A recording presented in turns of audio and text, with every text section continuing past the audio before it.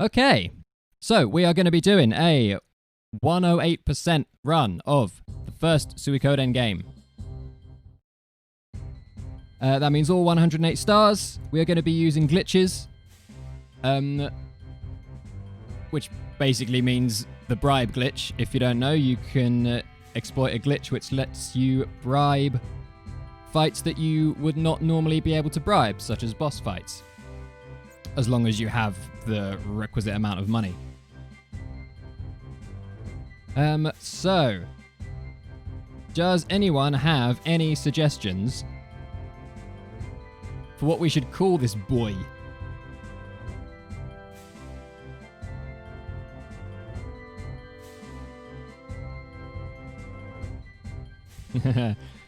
Yeah, some votes for Stick Boy. Stick Boy! Throwback to Zero's RPG Limit Break run last year. Bribe.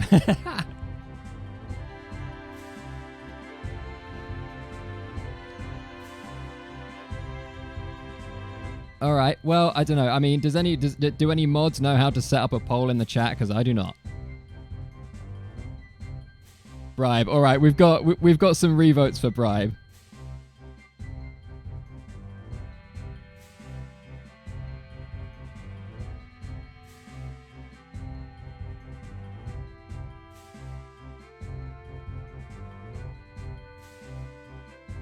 Yeah?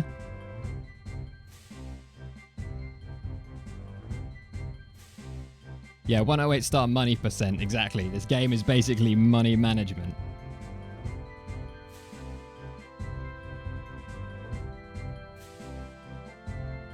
Can we fit quotes around Bribe? Like the single quotes.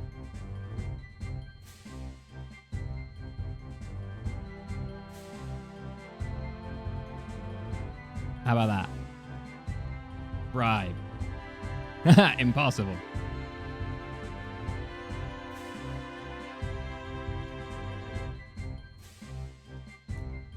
I'm very happy for any mods who want to jump on the commentary to come and join me. Absolutely. All right, we should get cracking though. So, bro, it's gonna be bribe. I think I've got the Discord commentary all set up, so it should come through.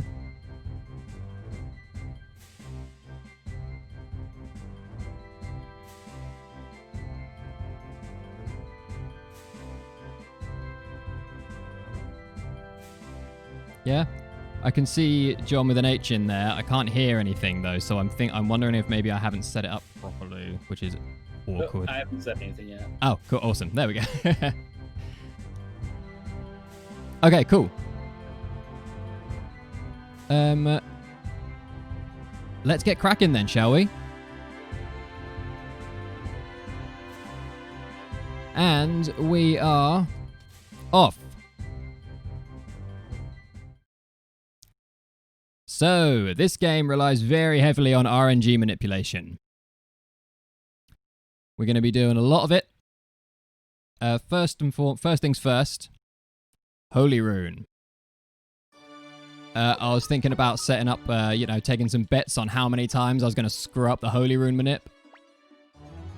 Because I think this, the Holy Rune manip is... It's the most sort of like...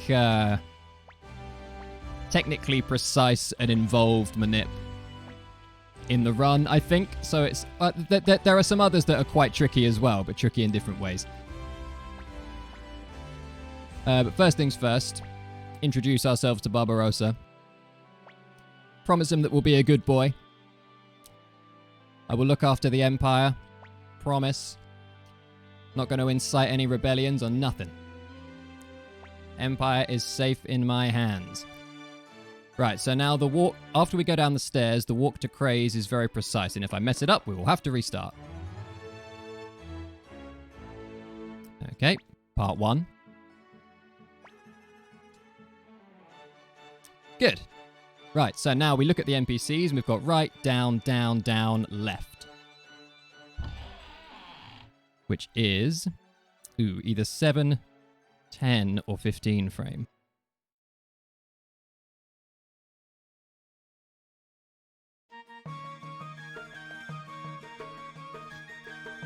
Okay, my notes have gone a little bit screwy there, so I kind of, I think I know which, I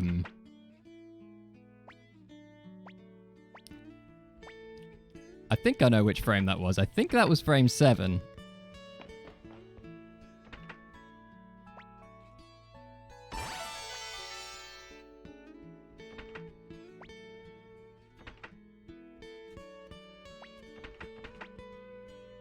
So I don't know. Do we need to explain?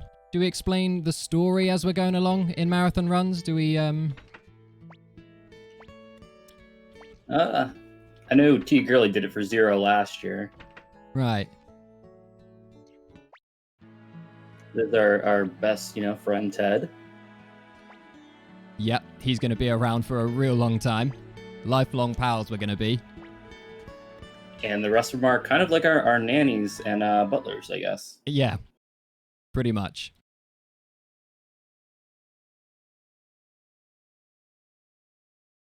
We come from a very privileged family. We do. The son of a great general.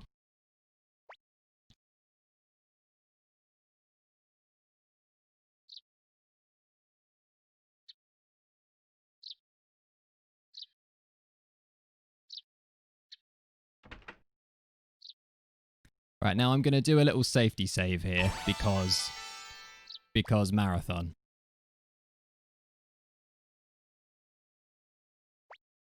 Wow, that takes a long time to load up.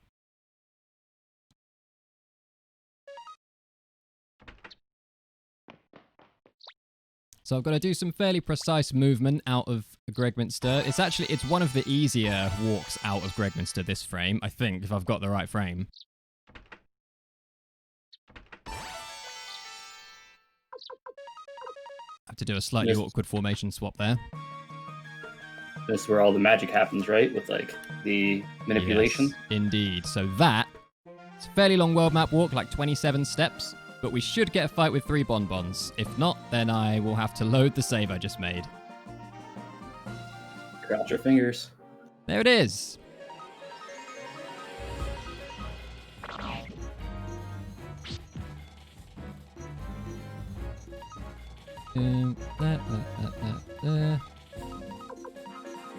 There we go.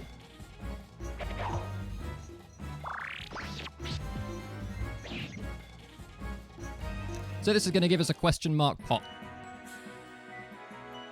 which is a Celadon urn.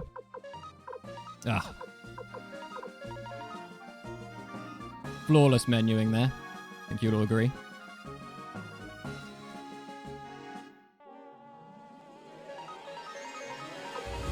Now we need some mosquitoes and an ant. Exactly.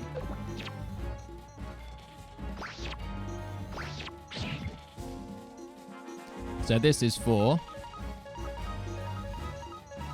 Well, we'll leave it as a surprise in case anyone doesn't know.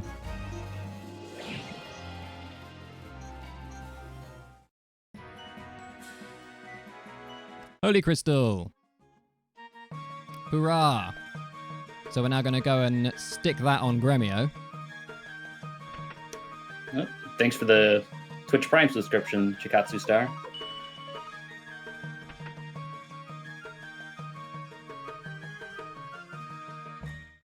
But yeah, normally you're not supposed to go out there onto the world map yet, so it's a little bit dangerous.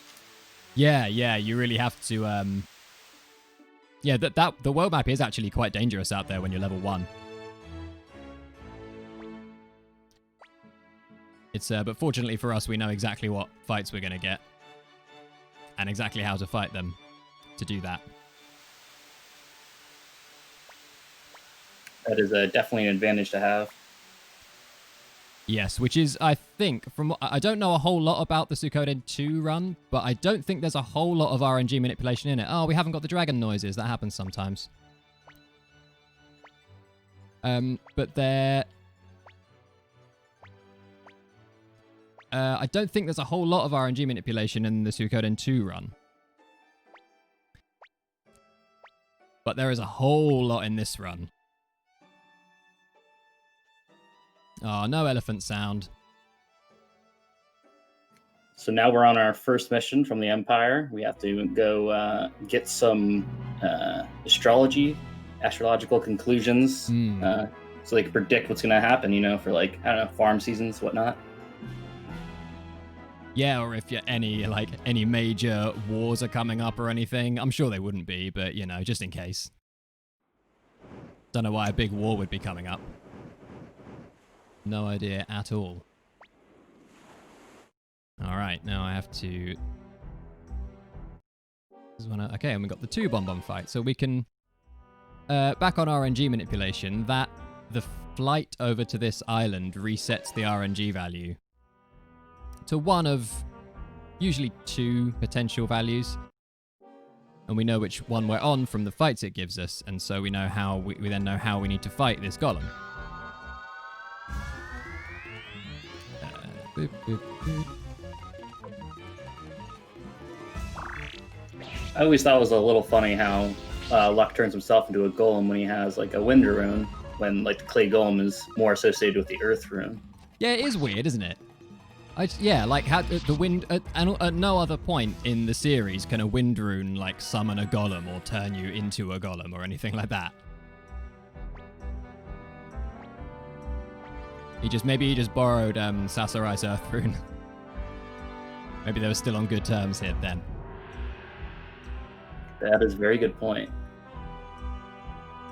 Also, with the localization mishap in the North American, I think it was in the PAL version too, where Earth rune piece and Wind rune piece got swapped.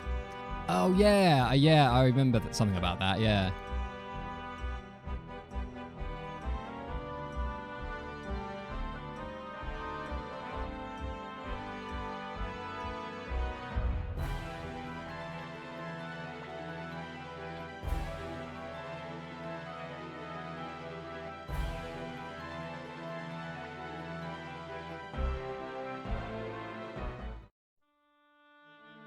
Into Leknat's spooky chamber.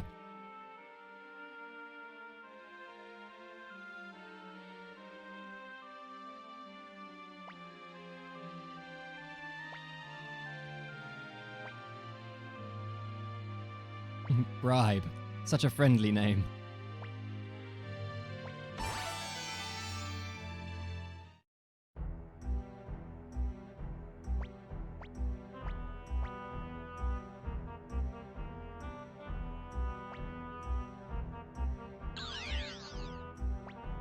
Here he is again. Also, he seems to be able to teleport at will. Is that a thing that... I mean, he has to get Sarah to teleport him around in 3. Yep. I guess they just... I was going to say, I guess they just retconned a lot of stuff. Yeah. I have no idea if he himself has powers. I know Leknat and Windy with the Gate Rune have some sort of teleportation. As Leknat always frequents you generally at night in most of the games. Yeah, and in your bedroom. Yes. She's got an agenda.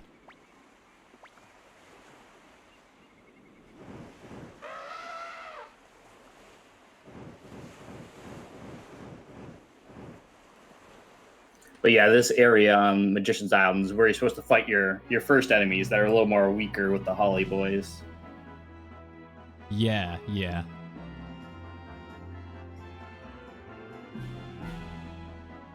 So basically we just summed up that, got the astrological conclusions, and Leknat said that we had really nice eyes, and eyes that would gather people to us. And we're just like, okay. And we took the conclusions left.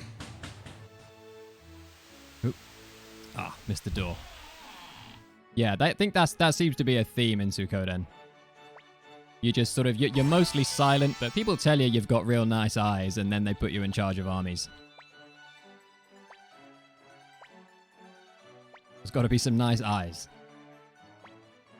In a separate JRPG, in Lunar Silver Star story. I just find it kind of funny because I guess Alex has green eyes, and they're like, you must be the hero legend because you have green eyes. So it just kind of reminds me a little bit of the whole Suikoden aspect. Yeah, it's all in the eyes.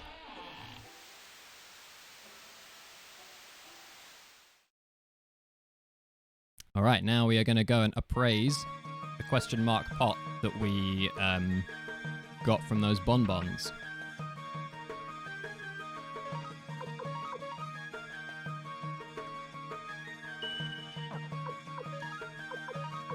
Oh my god, with terrible menuing. Strip McDowell naked. Standard.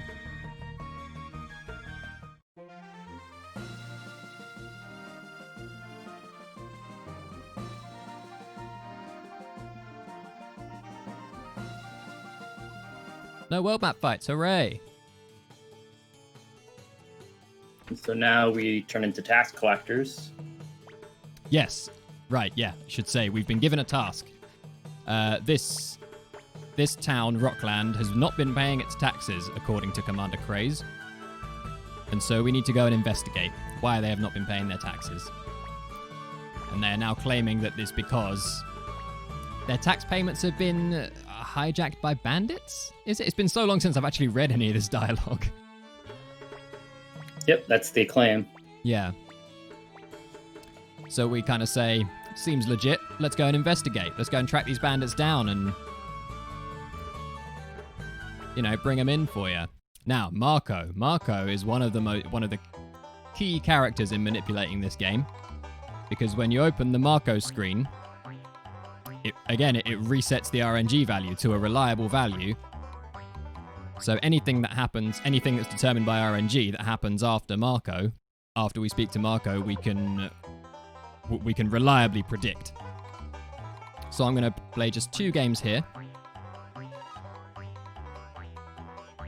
Ooh, I was going to do a safety save before doing this, but I've missed my opportunity now, so just have to do Mount Sifu really well. Gotta remember those safety saves, man. And you were correct in saying Marco as a he, because I know a lot of people mistake him for being an older woman, but Marco is a 13-year-old boy. Yeah, so they say. I mean, the portrait looks so much like an old woman, and he calls you young man. I mean, what 13-year-old boy calls people young man? Well, I think the better question is, like, what 13-year-old has, like, all this money on them with all these bets that he's gambling? Oh, no. Ooh, I've messed it up. Well, maybe, okay, do you know what? I'm not going to get the escape talisman there. Which is maybe going to trip me up later on. I need to remember to buy one in Kaku, I think it is.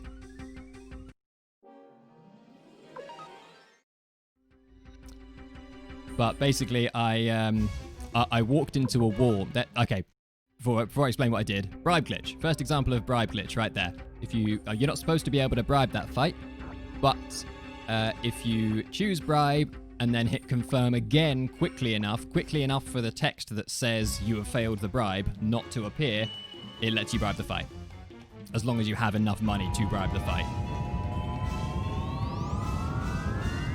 Which is actually pretty cheap because bosses weren't intended to be bribed in the first place. Yeah. It's cheaper than a standard battle. Yeah, it is.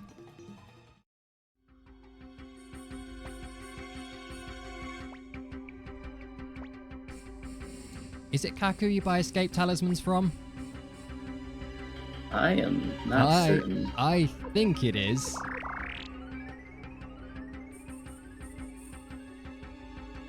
Alright, 2 bonbons. So I'm kind of looking to do...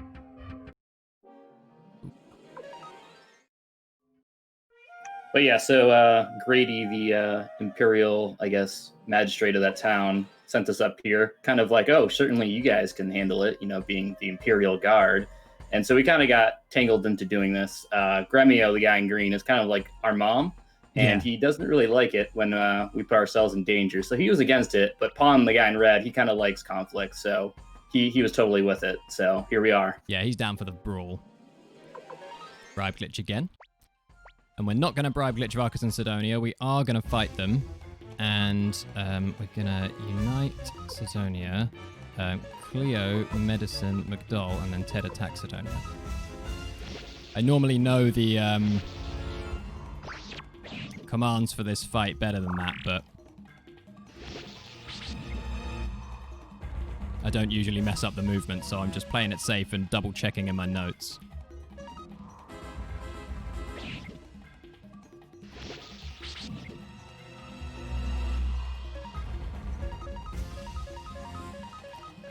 Alright, now we should see 34 magic on Cleo.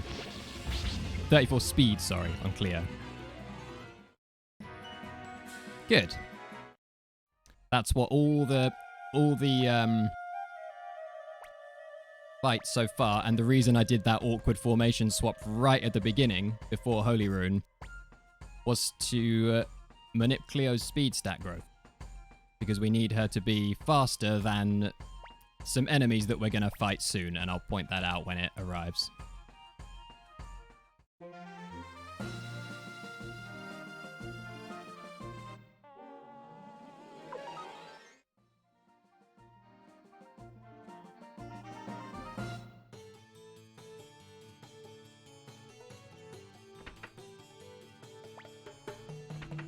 And we have returned victorious with the evil bandits.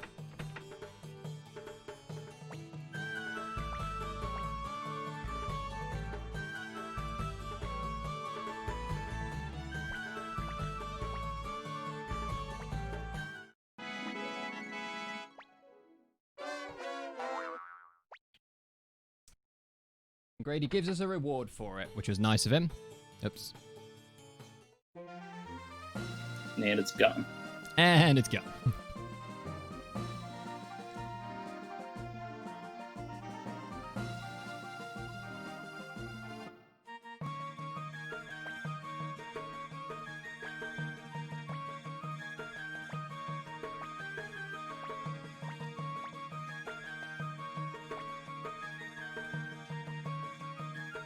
So now Kanan, seeing Ted use that mysterious power, is now bringing him for, inspection. Yes.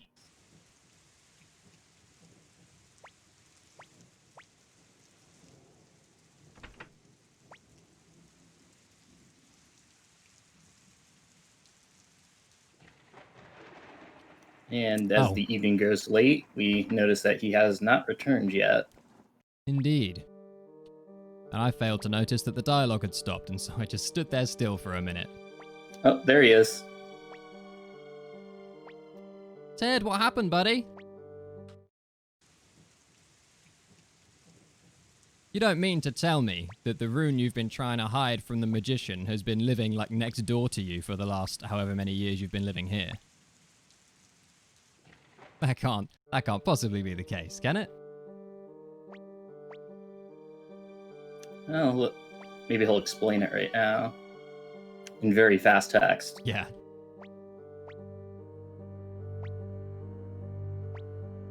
But appears Ted and Wendy actually know of each other from a very, very long time ago. They do. And this will be explored quite a lot later in the game.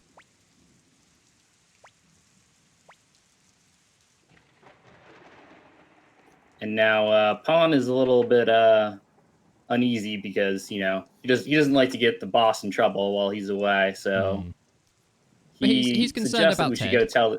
Yeah. So he's just gone to get some medicine. That's it. That's all. That's he's fine. Pawn's 100% on side.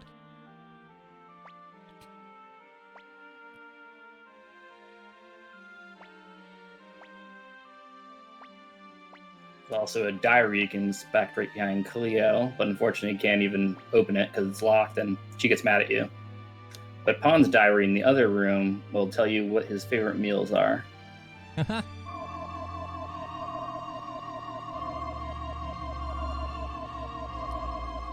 See, I don't even like know stuff like that. It's been so long since I've played this game in any way other than speeding through it as quickly as possible.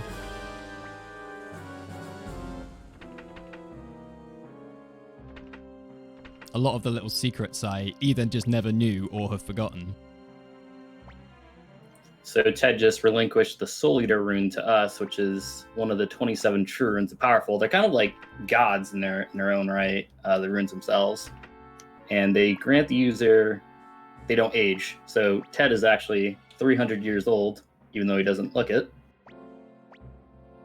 And now the Imperial Guard is here to take Ted away to take that rune from him. Yeah. Because Palm, with, he said, you know, told us he was just going to get medicine, and I, for one, believed him. But he turned us in, didn't he? Unbelievable. And also, there was a quote from Chikatsu Star there in chat that we'll see later on in the game. Or not, since it'll be speeding through with the text, but...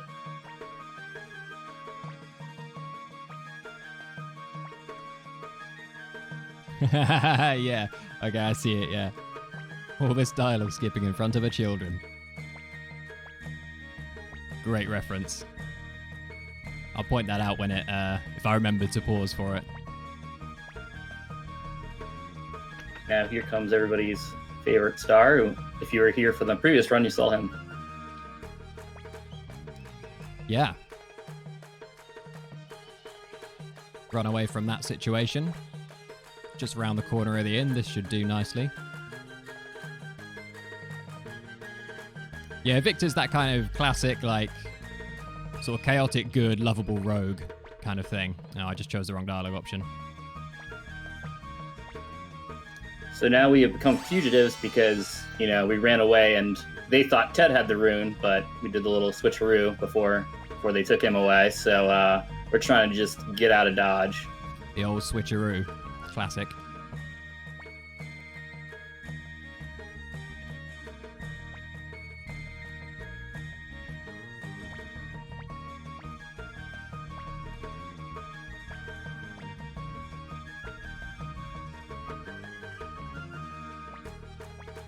We learn that Victor stole Gremio's wallet to bribe the guards to let us past. And, you know, the implications of the Gremio having his own money, aside from the group money, are, little shady if you ask me. Why have I still got to pay to sharpen his weapon and give him equipment?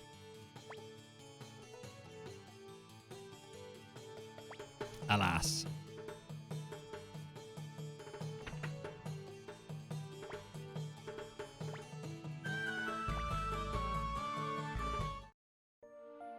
So we fled south because Victor got us out of town, but he said in order to do that, we'd have to meet somebody. So he told us to go to the inn and he'll make arrangements.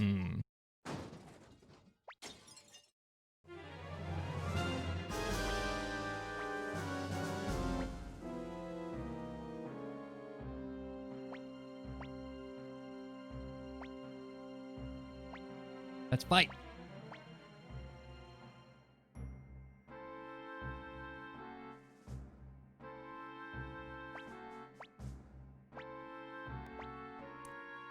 Mysterious ginger tuft.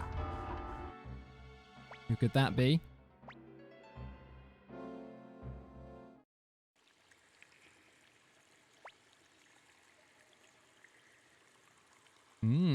Spooky hideout. So we are now being introduced to the Liberation Army.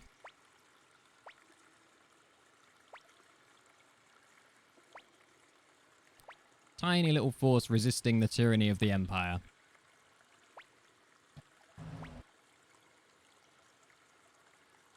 Who are, of course, to us, rebels at the moment. And then we meet, and so we get this guy who's, frankly, just way over dramatic. I mean, he's like fallen down at the bottom of the stairs and asks, "Where are we?" And I mean, he must have deliberately sought this place out because he's looking for Odessa, so he must know exactly where we are. I just think he's embarrassed at having fallen down the stairs. I think that's what's up.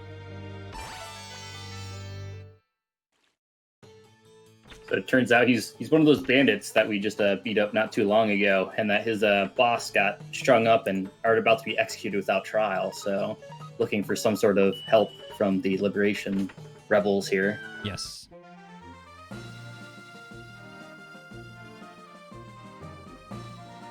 So we've now equipped the fire rune on Cleo. And we're making our way back over to Rockland to rescue the quote-unquote bandits that we... Well, I guess they are bandits, but... To rescue Varkas and Sidonia, who we sort of put there in the first place. Whoopsies. Whoopsies.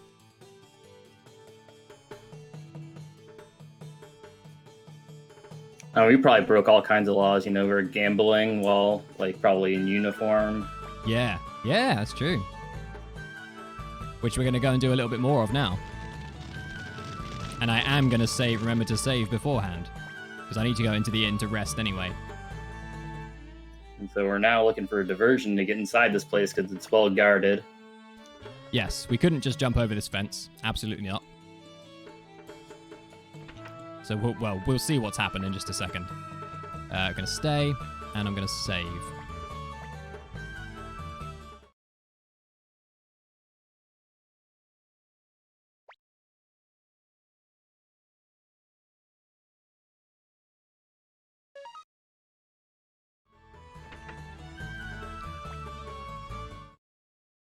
Back to Marco.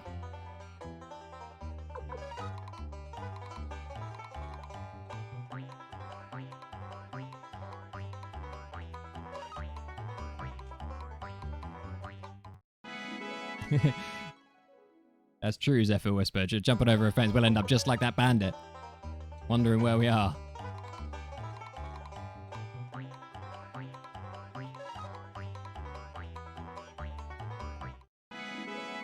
So the currency in this game is bits compared to every other game where it's potch. Although there is, I think, a P on that coin. Is it a P or is it a B?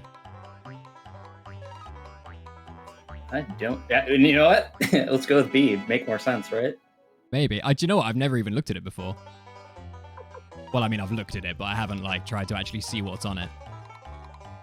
We need an upscaled version of it. But yeah, now I see the little swoop for the B on the lower part now. Or is it? It's not the Soul Eater rune, is it? That'd be weird. Alright, last one. Alright, now we've got a manip that I'm going to try and pull off for a Lover's Garden drop from the guards in Grady's mansion. Oh, I nearly pressed 100 bits then. That would have been disastrous. Alright, quit. And we're looking for one bump on the house and then far side of the door. Oh, missed it. We gotta see what Victor did. Okay, I think I got it still. Yeah, we saw what Victor did. We can go and have a look, I think. There. He got in a little heated situation. Alright, now this, we're going to fail one run. Then we're going to bribe.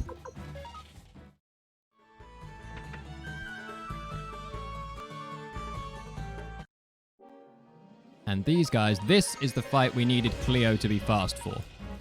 She needs to act before all of those soldiers. And cast Firestorm. And the way I walked up to the house and everything, the number of Marco games I played led the RNG to exactly that point to give me that question mark painting drop, which is a Lover's Garden, which sells for 29,000. Which is very useful because this run, glitched runs in this game, because the Bribe Glitch plays a heavy part, money management is huge. So any opportunity you can get to extract high-value item drops, you need to jump on. There's another one later for a prosperity crystal from some sirens on the world map that I have been known to get wrong on occasion. So in the Japanese version, those posts that they were tied up were actually crosses, but it was yeah, subsequently changed. censored for the Western audience. And back to... Oh, do you know what? I'm going to quit and I'm going to save. Because if I have to load, I don't want to have to do the Lover's Garden manip again.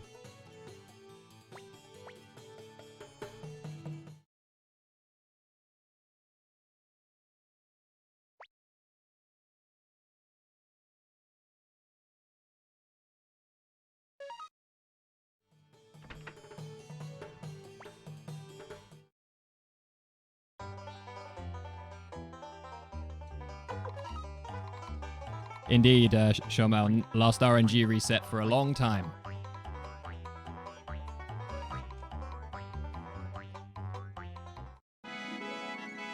So when we quit out of Marco, we're not going to get another RNG reset seed until the first war fight, the Kwanda war fight.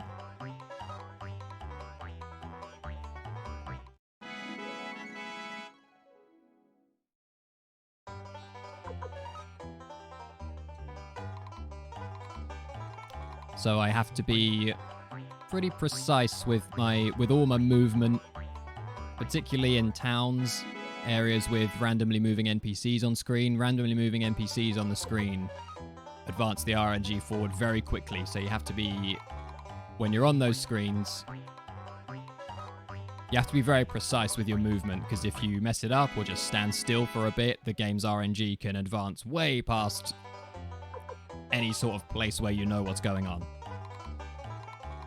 So this next segment of the game is this number 5? This is number 5. Yeah, this next segment of the game is tricky. You got to keep track of where you are. 2 more games. Play 7 games. So I see some people in chat are kind of really impressed with the manipulation, but it's important to note that it can only be done in the digital version, not on the PS1. The cup game is the exception, though, because that's just a pattern. Yeah, I mean, these particular manips are specific to PSTV. I did have, before I got a PSTV, I had a run that was specific to the BizHawk emulator. And I think you would be able to do some manipulation on a PS1, but you would just have to find the right values.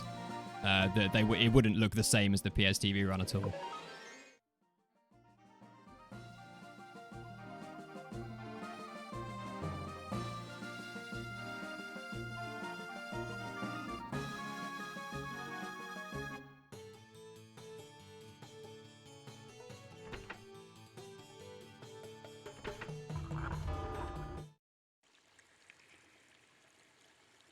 Now we're glad to have you here, Gamey.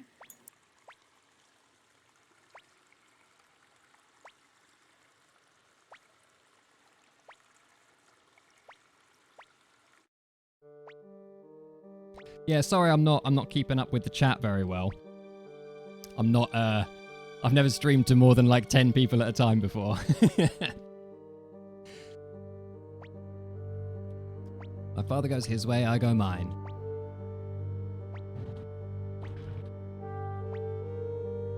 Yep.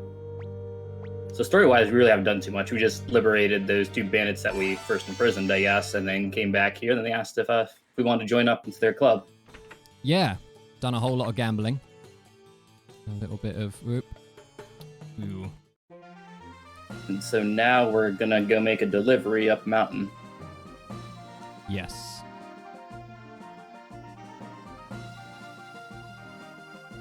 And I think I'm a little bit late in the RNG. Should still get the 6 rabbit fight.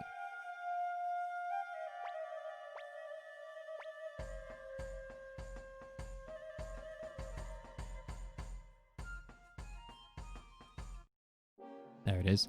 Actually, that's not bad. That's about where we wanted it. Now, if we can get off of this screen before... Yes, okay.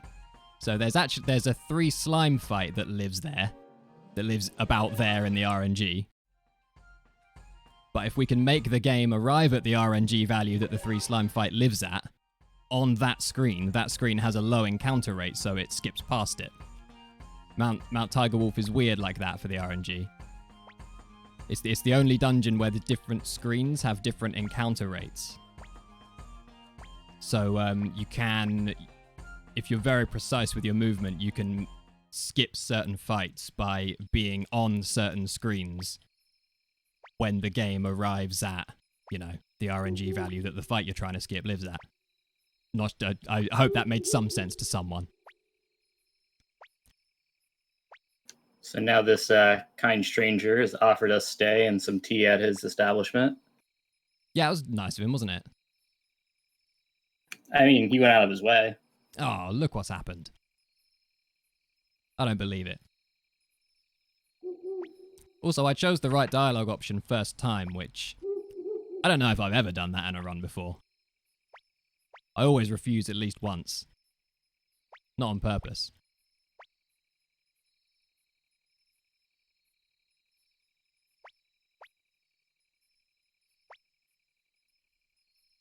And his accomplice there just recognized who the woman in red was, so now he's making sure we get the antidote. Yeah, we've got VIPs with us. Don't mess.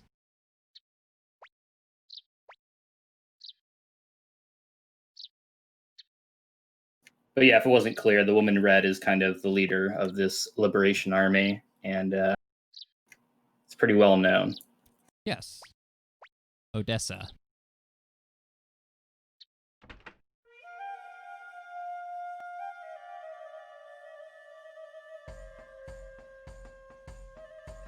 And now we can continue our delivery. We have a piece of paper to give to somebody.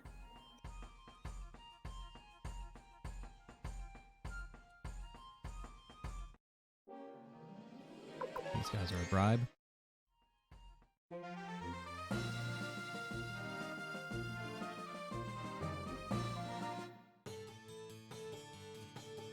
Now, actually, at the same time that you saw a speedrunner here grind that holy crystal, if you actually before you get Gremio, Cleo, or Pawn in your party, if you climb all the way up here and go to the house on the top right, you can get a prosperity or fortune crystal by talking to the man inside it. But it has to be done before the banquet with Tio. If you bring Ted, you get the fortune rune, and if you bring Ted, you get the prosperity rune. But if you just bring the main protagonist, you get the fortune rune. Yeah, I've never actually done that. I have heard. I've heard the legends.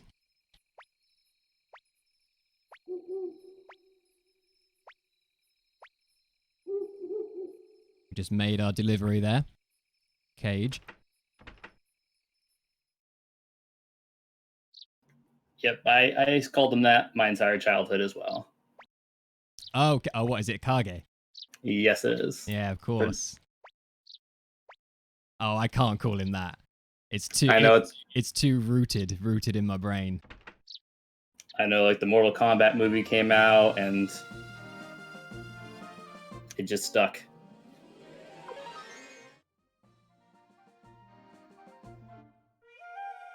It's kind of like in Suikoden 2, the Red Knight.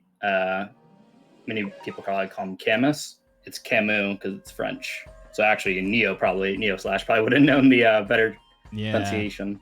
Oh, I missed. I wanted to hear Neo pronounce the name of the Highland capital properly, Le Renouille, or however you say it.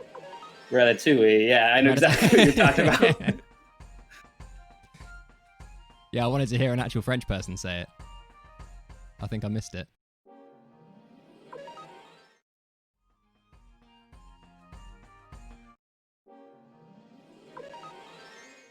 Oh, God, that scared me then, because I hit run, and then I saw the word bribe in the dialogue box. Because my character's name is Bribe. I almost had a heart attack. Okay. Made our delivery, on our way back to the hideout. For celebration. Yeah, for celebration. And cocktails. Oh no! Does this mean no cocktails, or? All right, I'm gonna go ahead and assume there aren't any cocktails. I like that how you can talk to the innkeepers on the ground, and he just like gives you the response like, "Oh God, I can't let you stay." Yeah. But like gives you the option to save. Yeah, you could save if you want. Like he's just even being like lying on the floor, he's also kind and polite.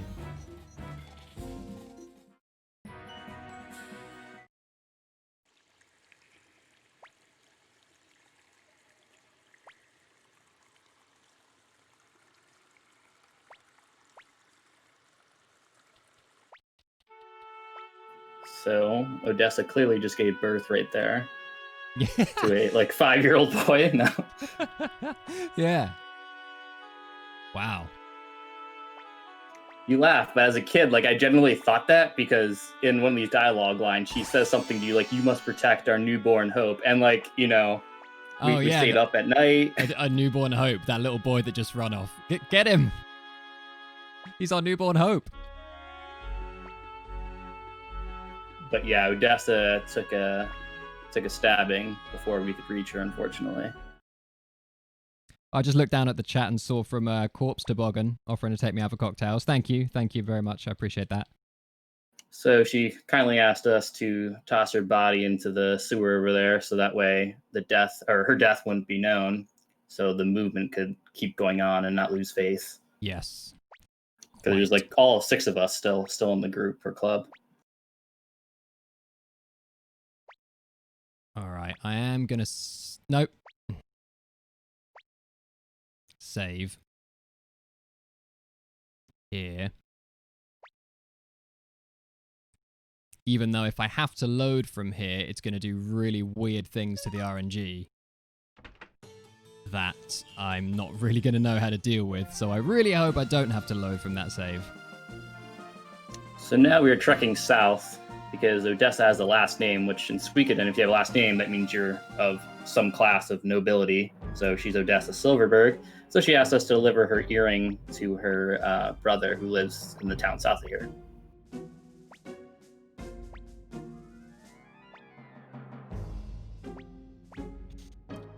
We know what we're calling him here. And that's German, right? I mean, it sounds it. Oh, walk the last bit. It sounds it, yeah. I saw someone pointing out in the chat that Le Renouille is not actually French for anything either. It just sounds kind of French. I think they do a lot of that. Just do a lot of French or German, European languagey sounding stuff. Like Felena, Sol Felena. I think Felena means moth in Spanish. And then the final boss of Suikoden 5 is a moth. So we just barely got through that checkpoint with our very poor aliases. Gremio threatened to kill us, acting, of course, because, we looked like that fugitive on the run. And he apologized profusely, of course, after we got through, and we forgave him. Yeah, because we're nice. And now we're asking this guy where the strategist Matthew lives, and he's like, "Oh yeah, up the stairs." And then that kid's like, "Oh, Master Matthew went for a walk." Wait a minute. Wait a minute.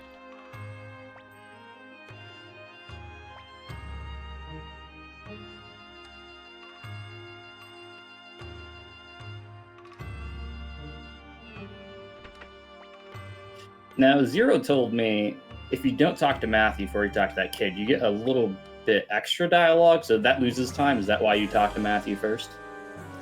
Do you know, I didn't even know that you could progress the story without talking to Matthew. I've just always assumed that that's what happens in the routes I've watched. So that's just what I do. I didn't even know that. No questions asked. Pretty much.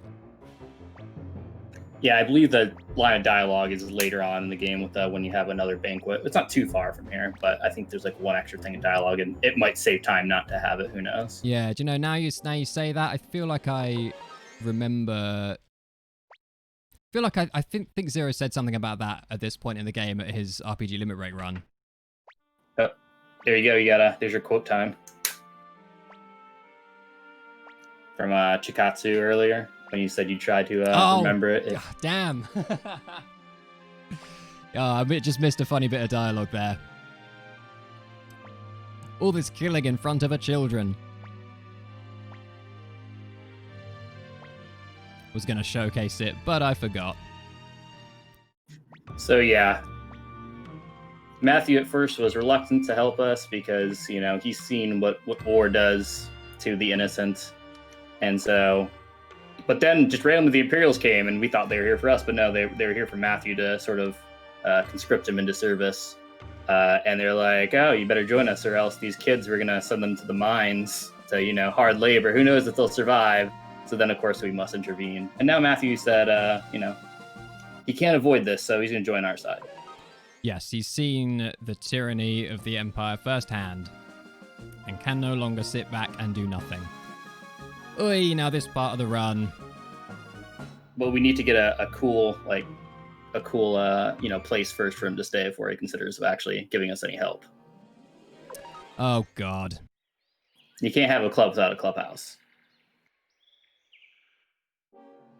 Oh, dang it. I don't know where I am in the RNG. All right, well, we might be here a while. So we're looking for 6 kobolds here. Yes, and normally I do a better job of tracking the RNG. Okay, I think it's here, because there's a long gap. Yeah, here we go. I normally do a better job of tracking RNG than that, and get the fight sooner. In fact, that looked odd. I don't think that was the same fight I usually get at all. So not quite as effective as the kindness rune glitch that you guys saw in the previous run, but we shoot up about 10 levels. Yeah. Which allows us to let go any fights in Toran Castle, which is coming up. Oh no, that looks familiar. Okay, maybe that was fine. Maybe that was the right fight. Now don't skip the text here, which should mean I don't get any world map fights on the way to Kaku. And the reason I just walked into Kuan there is so that it appears on the teleport menu when we speak to Invisible Vicky, who is another glitch coming up once we get our castle. So this red-haired girl is a tax collector. No, sorry, bounty hunter. Debt collector. Yeah, there we go. A debt collector. And Gremio skipped town because remember that big banquet at the start of the game? That had to be paid for, and we didn't pay for that. And also the inn when we had to leave our house in the rain because Pawn ratted us out. We had to pay that. We didn't pay that inn stay. So this woman here is here to collect, but we just lied to her and told her we had no money. But I saw how much money you took from that like 13-year-old boy back in Rockland, so you're full of it. All right, here we go. Tai-ho. How will we fare? So this really affects the run because there's no manipulating this part. So We're just at the mercy of the RNG gods. Oh, but it looks like... Hey, that's not bad. Nope, don't need to split. That wasn't bad, though. Yeah, I misread that. I thought he got a 1, 2, 3. I'm like, oh, Tai-ho just beat himself. But I must have saw 2 1s there. Yeah. Tai-ho actually can't beat himself. In either game? Jaspar can.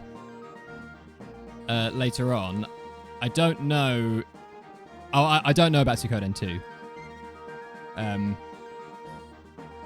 But in this game, in that first Tai-ho game, he can't throw the dice out of the bowl, roll triple ones, roll 1, 2, 3. You always have to have... So the perfect Tai-ho is a 2 turn. He rolls a score and then you beat it. But Jaspar can. Jaspar can fail. All right, now we come to the part of the run that I have to do one-handed. Because we don't know where in the RNG Tai-ho is going to spit us out. Mr. 01337, who will be running Suikoden 4 right after this. Oh god, did I get the toe shoes? Yes. Made a nice little tool that allows us to plug in the encounters that we get as we get them, which and from that determines where in the RNG we are. And it's important that we know where in the RNG, so we should have 3 giant slug, 1 ghost armor coming up. Sorcery. Okay. Indeed. So, it's important that we know where we are in the RNG because we've got Lepant's Wheel coming up. I think a lot of people might have blocked that out from their memory. Yeah. And I gotta say, I don't blame you. It's in casual play, it's one of the most... Get around the corner. In casual play, it's one of the most tedious parts of the game. Going back to the Tai-Ho, he says that you have to spend all your money if you want him to give you access to his boat, but he only takes 1,000. But in the Saturn version, he totally means it. He takes all your money. Oh my god, that would be terrible. You'd have to save and reload, I think. Oh, should I have done a castle naming thing? Oh, we've missed it now. The castle. Yeah, a castle. I'll head back to a castle.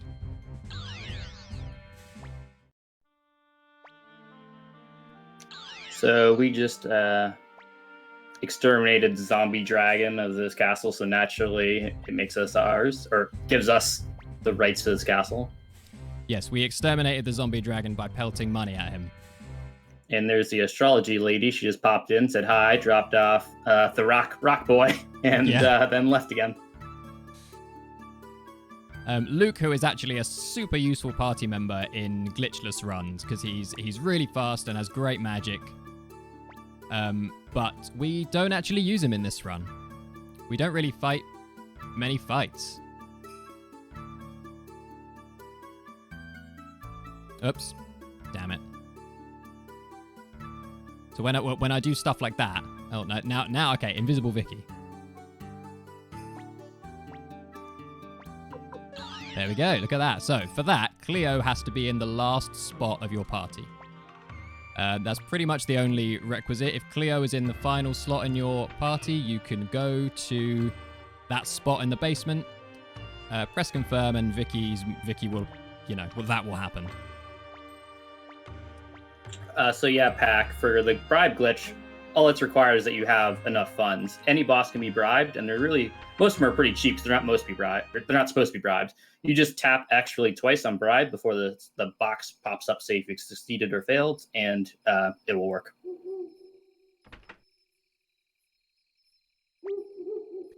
Okay, now this is a really tricky manip. Oh god, and should I have saved? Maybe.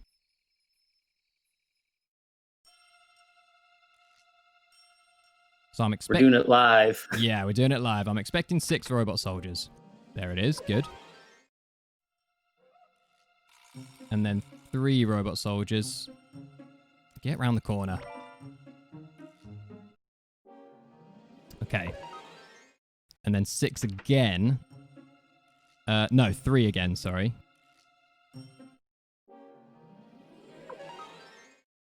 Three, and then 3 again. Okay, now we have to go 1, 2, 3.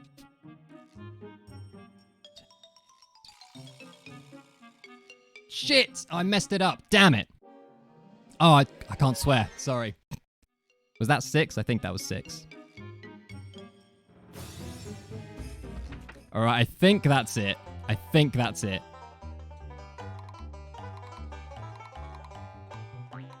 Not in front of 8 children. There we go. Not in front of a children.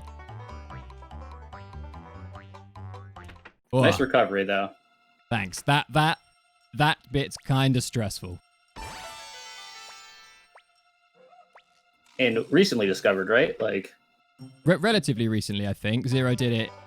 Zero's done it in all of his runs. Well, I mean, yeah. So previously, before Zero discovered how to do that, by mining the data out of the game for which RNG values contain how many wheel attempts. We would, what am I trying to say? Save at the inn in Kuan here just before entering the mansion, and then hard reset, which, you know, resets the game reliably so you know what's going to happen. Resets the RNG of the game as well. Now, you guys might have noticed he didn't talk to Jupo, but you actually don't need to speak to Jupo for him to join you. He just kind of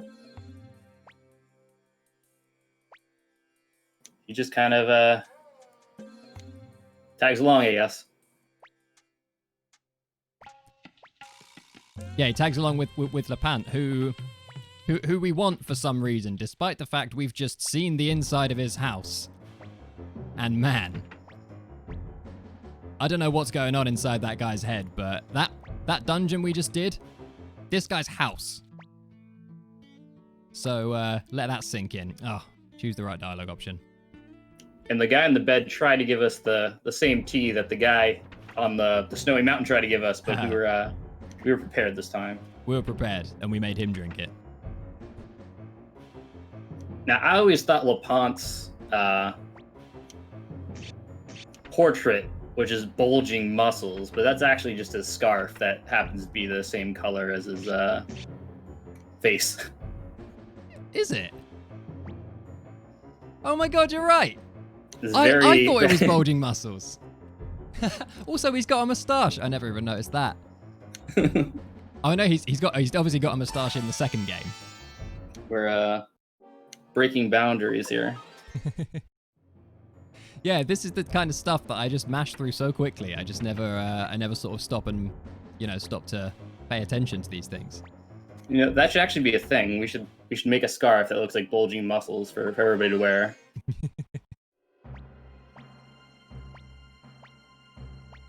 In the classic Suikoden 1 style, they like to not give you the option to change your formation before giving you a new character. So Lepant joined us in the back row.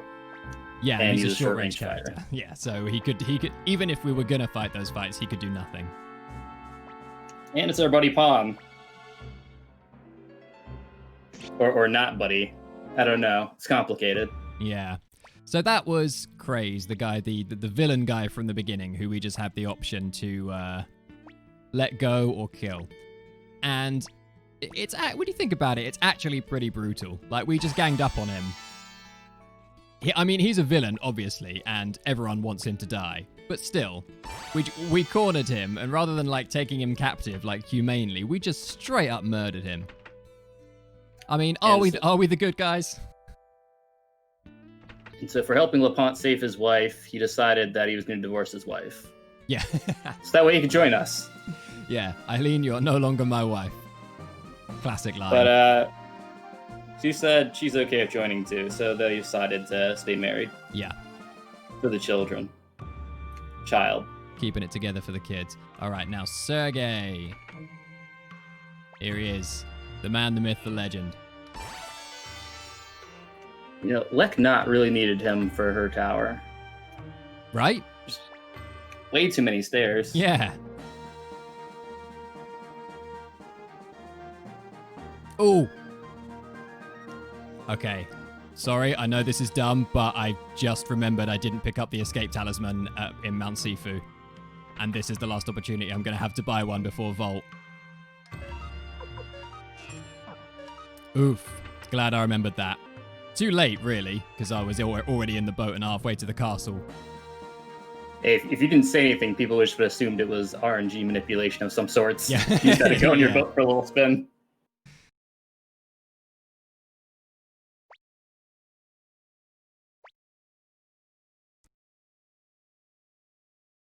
Familiar faces.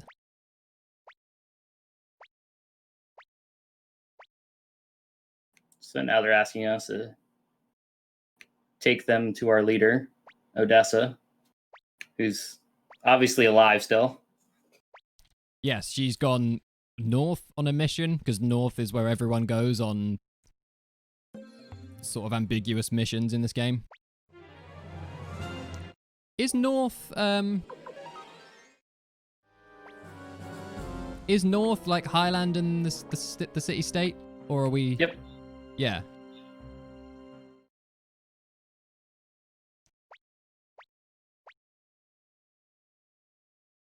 Then south you got the Kuluk Empire and the Island Nations, and then also Kanakan a little bit to the southeast. Do we ever go to Kanakan? We do not. We know some people from there, though. Like everybody's favorite map boy. He's from Kanakan. Oh, yeah? He can kill this run.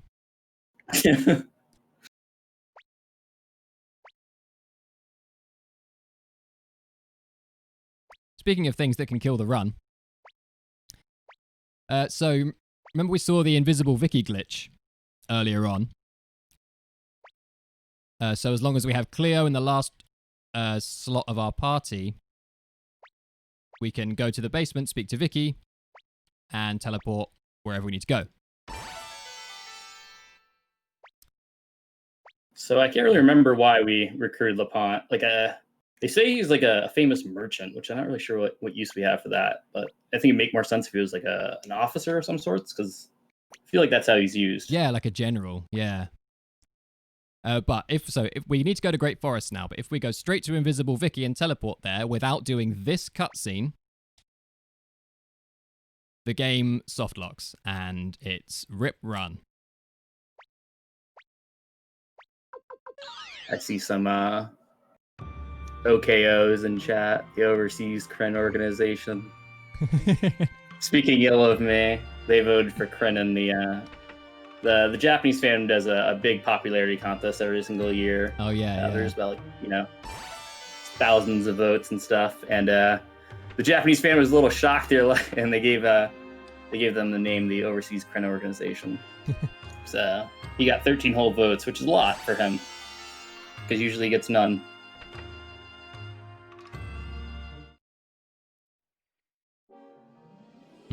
One kobold.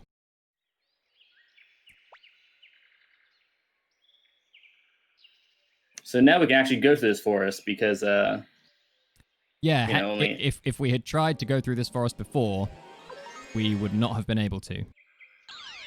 The screen would have just kept looping, I think. It's also important to point out that Vicky glitch. Oh wait, speak of the devil. Real non-invisible, visible Vicky, corporeal Vicky. You don't really want to do that to teleport to right? Because I'm pretty sure you teleport to Koan, right? Because if you try to teleport directly to the forest village, it soft locks the game. Yeah. So practice safe. Exactly. So we had to do we had to go down to the boat and see a little cutscene with Kirkis before invisible Vickying here. Otherwise, it would have soft locked the game.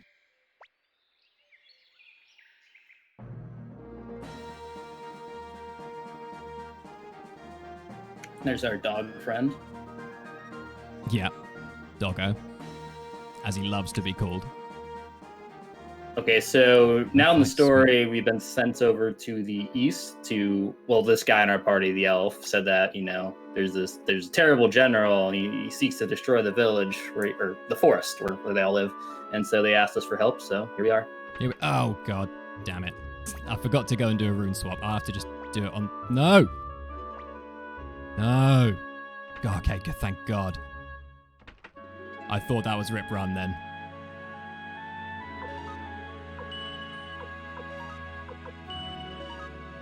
We need Eileen's Earth Crystal. And then attach Earth Crystal to Cleo. Attach Gremio's Holy Rune to Victor. God, there we go. Ah, damn it. I think I was going to get a really nice spot in the RNG, a real juicy gap with like 600 steps without any fights. Up Dwarf Trail there, but I think I've just eaten into it a little bit with that, which is unfortunate, but not the end of the world.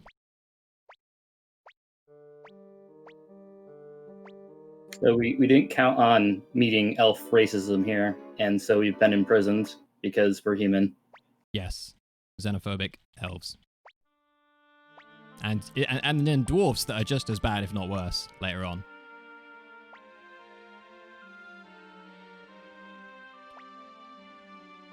And so we weren't really believed. Well, actually, they're supposed to convince us, right? Because we came here, but I guess they don't think the situation, because apparently Kwanda's supposed to have some WMD, but they're like, how could a human make such a powerful thing? Humans are dumb. Yeah, Kirkus has got some insider info that that Kwanda has got some huge weapon that he's going to use to destroy the elves.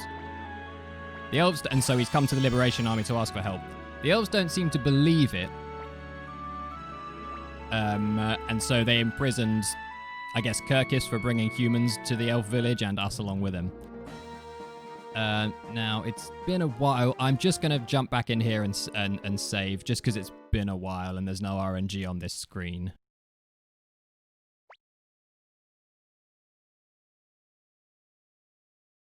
Also, I don't really know why I'm keeping all my previous saves. It's not like I'm going to go back to them now. So that woman that was also imprisoned by us was a former officer of the Imperials, but also lives in this home, so she didn't want to see it destroyed. So she kind of turned coat and let us know that that Kwanda stole something from the dwarf vault from the north. So now we're going there, of course, to figure out how do we stop this thing. Indeed, and I think so. Yeah. Two Eagle Man. Is that a run? Nope. Okay. All right. I've entirely missed the big juicy gap with no fights, which is a shame, but never mind. We're somewhat at the mercy of Taiho for that anyway, because Taiho will advance the RNG however he will. Since we were just talking about Kanakon not too long ago, Valeria has a technique that's famous from that region, the Falcon Rune. And in the first game, she can use it from the back row, where she currently is standing, and unlimited times, because I believe in the second game, she can only use it once per battle. Oh. Yeah, in this game, it doesn't even unbalance her. She can just do it turn after turn. Yeah, really OP. Well, yeah. I'm sure she's not the most useful person in her run, but like, yeah. No, not really. Any kind of physical attacks are not particularly useful in this run. Just because magic's just, if you put a powerful rune, an earth rune or a lightning rune on like a powerful character, oh, get in there, Jesus Christ. Okay, the doors in this place are a pain in the butt. Because you have to be... Huh? I thought you said dwarves for a second. I was like, they are. Have you ever tried getting on top of that windmill and that one dwarf won't let you down? He's worse than the dock guy at Kaku. Oh, yeah, he is, because he can mess with your... That means you have to exit the village and go back in, which messes with your Viki menu. So we've got to sharpen up Bribe's weapon here. This is for the duels, really. Kwanda duel and then Tio duel later on. But yeah, the doors in Dwarf Village and the doors in Seika, you have to be directly in front of to go in. Any other doors in the game, you can be like a step to the left or right and you'll still go through. Not in this place. Pain in the butt.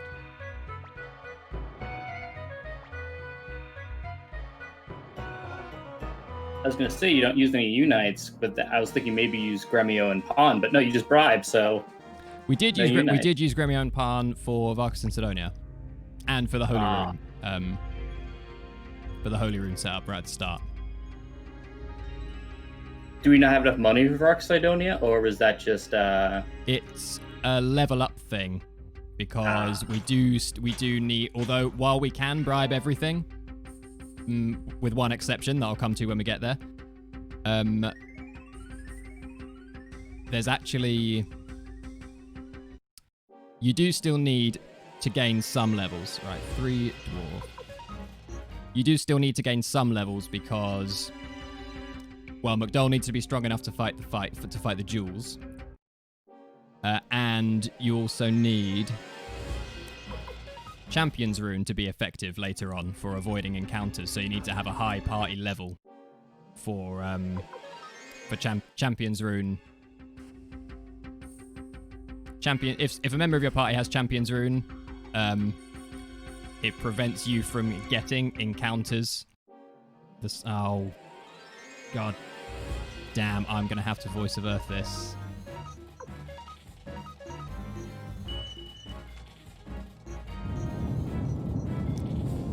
Now, one of those spells in the Earth thing is broken, right? It's supposed to like double your defense, but it just does nothing. Yeah, I think that's actually both. It's like Clay Guardians and whatever the other one is. I think both the non-damage ones in fact do nothing. It might just be one though. I'm not entirely sure. That's why you take the Earth rune off Eileen. Yeah, basically. Okay, we can let that go now. That's good. Oh yeah, so the dwarves told us there's a thing to. Well, they didn't believe us that a human broke into their vault and stole this WMD that this evil general has. So they said, well, why don't you go do it? So here we go, and now we're dialing a rotary phone to get into the vault, because that's how you get into vaults. Yeah.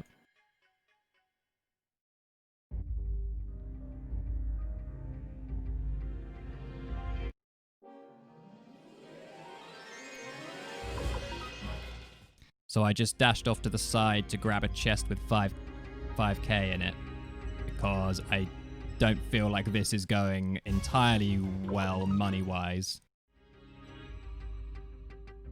So I'm probably going to grab kill.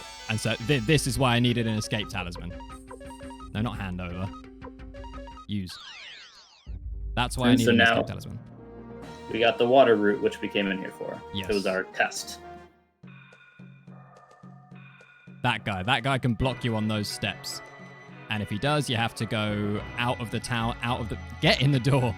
You have to go out of the town and then re-enter, which changes the location of this town on Vicky's teleport menu and nudges everything behind it, like back one, which is a real head fudge for the remainder of the run. Does that dwarf ever block you on the bridge to the blacksmith? That little upper? Yeah. That can happen as well. But then you can just... he tends to move around quite a lot, or you can just walk into, like, the building. Like the item shop that's just above it, and then out again, and he moves. Okay, now we can let go everything on the way. So this entire time, I've had a little run... God damn, these fights. I've had a little run assistant tool open beside me, where I'm tracking every fight that I get, so I can know whether it's a run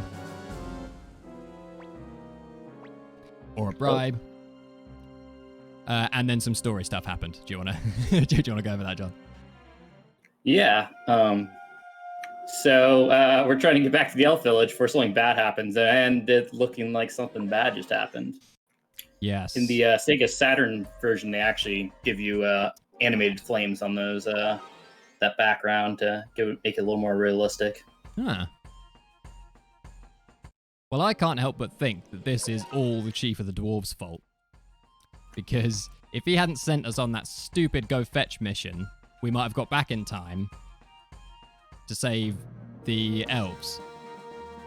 And no one ever calls him on that. It's like, oh, the Chief of the Dwarves has seen the error of his ways and he's joining us now. It's like, no, screw that guy. He killed all the elves. Or he delayed us being able to save all the elves, such that we were not able to save them. Well, the elves also imprisoned us. Oh, and the world map indicator looks a little different too. It looks a little charred. Yeah. The world map that we're about to get right now.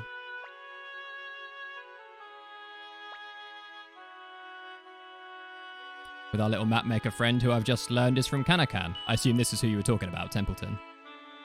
Yep, he's from Kanakan. They're known for two things, really. I mean, probably more, but they're famously known for their sword technique, the Falcon Rune, and also their wine, which we referenced a lot in the series. Yeah, Kanakan wine. That's Anita in the second one, is it? Doesn't she want Kanakan wine? Or is it just a glass of wine you got to get her? I can't remember.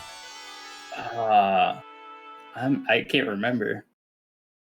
Oh, but Templeton's name is spelled correctly in this game. In Suikoden 2, they neglect the second E.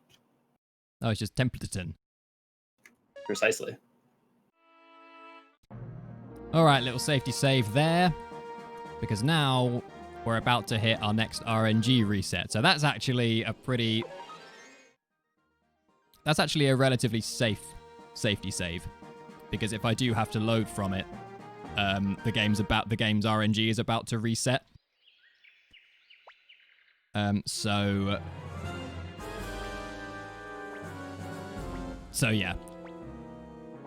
So it will reset to the same place even if I have to load that save. That's the main thing, like, a big thing I'm concerned about with this game is that, like, you can make safety saves, but if you have to load them, the RNG is completely resetting in a completely different place, and so no RNG manips will work, so you just have to improvise the whole way. And we fight these guys for the same reason that we fight some fights throughout the run, because we want some of the main... We fight a few key fights that we can get done quickly. Because we do want the main characters who are going to be in our party quite a lot to gain levels.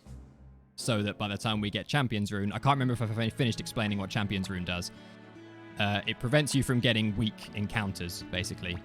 Any groups of enemy encounters the sum of whose level is less than the sum of your party's level, the game won't give you those encounters if you have Champions Rune equipped. I hope that explanation made some sort of sense. So we need to have our party members climb a few levels, just so that when we get Champions Rune, it has some effect. And also McDowell needs levels for the duels, one of which is coming up. Here comes our first war battle of the game. Yes. And I check that army number, 6015. That is correct, because if I had forgotten any recruits, that number would be different, and that would let me know that eek, something gone wrong. But nothing gone wrong yet. And just another classic rock, paper, scissors. Yeah, pretty much. So magic. Yeah, so magic beats charge. You can charge, bow, or magic. And it's rock, paper, scissors, as you said. Magic beats charge. Charge beats bow. And bow beats magic.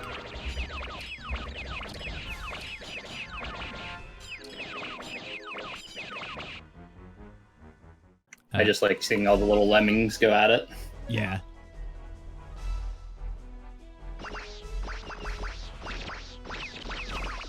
But now bow in these fights takes a really long time.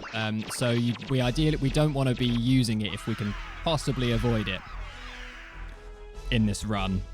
But you can actually beat that fight by using strategists before you charge, which increases the power of your charge, and that wipes out Quanda's army. But that lands me in a really bad spot in the RNG, and I have to either fight a horrible fight or bribe it, and it's expensive. So I take the small time loss and use bow there to push the RNG forward, such that I will not have any fights on the way through this castle. And if I'm going to be manipulating the duel as well. For that, I need perfect movement through this castle in all areas where RNG advances, like here. So now our entire party has been selected for us, and we can't change it. Yes, one of I want to say 2 points in the game where that happens, but I can't remember what the other one is now. Oh, there's a bit you don't actually have to fight anything, but it's the bit with Gen and Kamandal with the boat. Yeah. Okay, now we should defend, desperate attack, defend should be our movements. It should be victory is near. Yes. So yeah, the dwarf guy came back and helped us out a little bit. He used what was it called, the fire cannon? No, firewind cannon. There we go. And he broke that mirror, because that mirror was gonna that's what set the entire. That's what happened to the elf village. The mirror. Yeah. The WMD.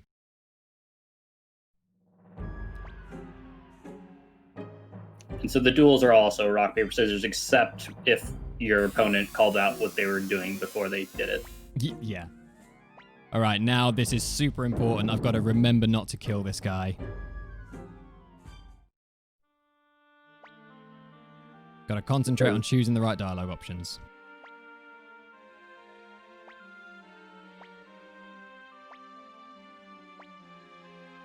Something's wrong.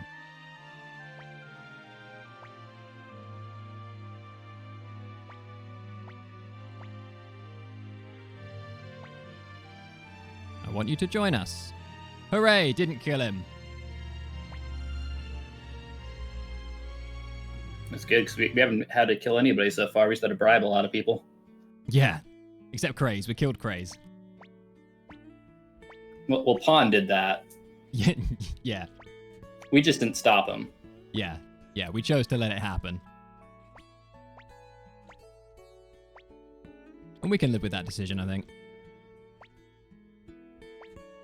Oh yeah, so we got this entire army that just sort of appeared out of nowhere because the remnants of the old hideout, the old gang, Sanchez, Flick, Victor,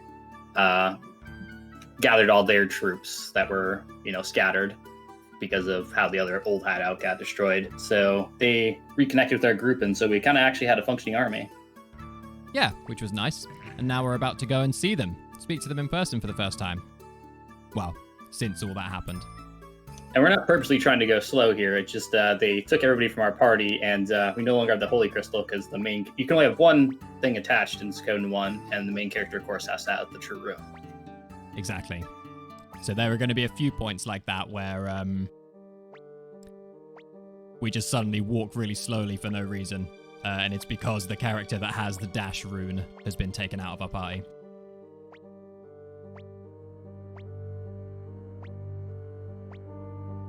It makes the run a little bit more dramatic. Yeah.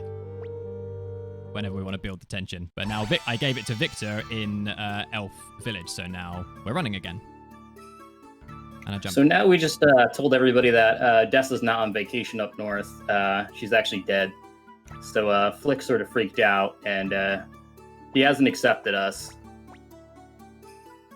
Yes, and he's run away in anger, like an angsty teen.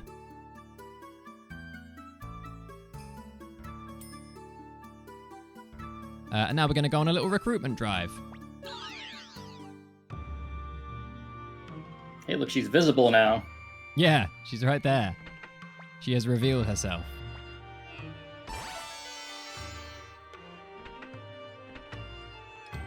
Here's another Suikoden 2 cameo. Well, not in cameo, character.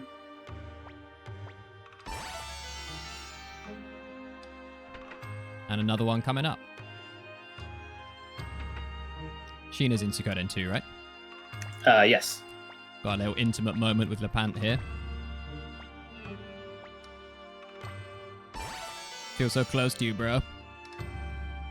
With his very intimidating scarf. Yeah. Oh, now Marie. Marie. Don't make me... Oh, I don't like the way she swaggered off there. She's going to make me talk to her like 50 times later. I can feel it. You have to speak to Marie however many times it takes to get her to give you a piece of dialogue, which she does, randomly. And only once she's given you that bit of dialogue can you recruit Antonio, the chef that was standing in that inn. Now, even though you have an in your castle, it's not free. She still charges you, but she doesn't say that she charges you. So if you have like I think it's 15 per person, so you don't have like the required amount, she'll just tell you can't stay. Again, see, that's another thing that I just didn't know. I assumed it was free.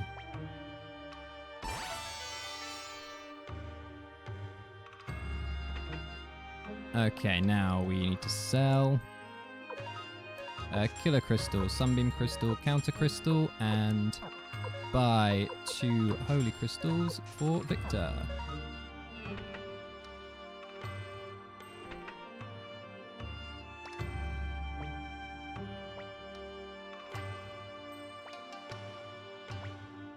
Oh, I said no by accident. Sorry, Flick. Yes, it's fine.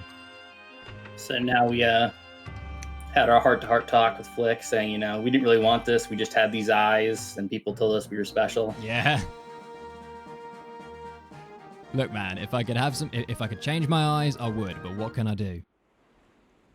All right, here we go. And this is the only time we're going to see this little animation. Whenever your castle gains a level, and you return to it via boat, you get a little scene like that. And it's 3rd floor to talk to Flick, but we're about to do another RNG reset war fight, so I'm gonna just go jump over here, and nope. Didn't mean to stay then. But I'm gonna do another little safety save. I'm gonna run out of slots. Doesn't matter if I overwrite some of the earlier ones, it's not like I'm gonna go back to the beginning of the game.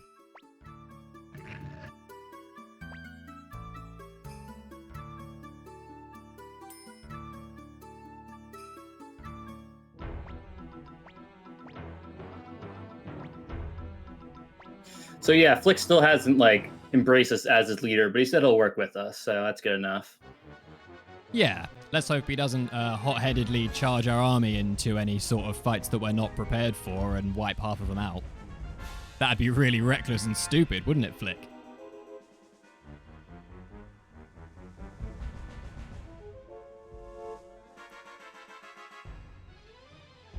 Hey, we outnumber them. Yeah.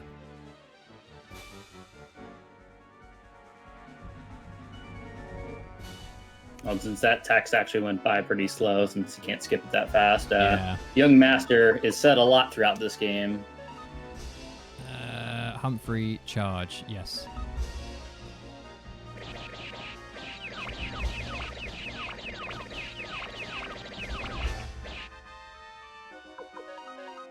And magic, yes. I'm just making double sure that I'm doing everything right. So I don't want to.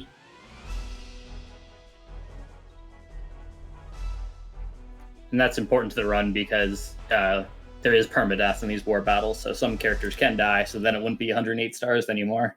Yes, indeed.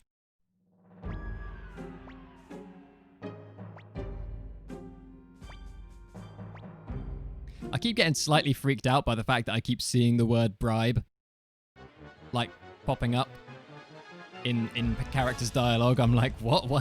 Because bribing is such a key feature of this run. I keep seeing it popping up on the screen. I'm like, what's going on? What have I got to bribe? I can see you mashing X like twice as fast for each time you see it pop up. Yeah. Okay, so Flick said we should just go in recklessly.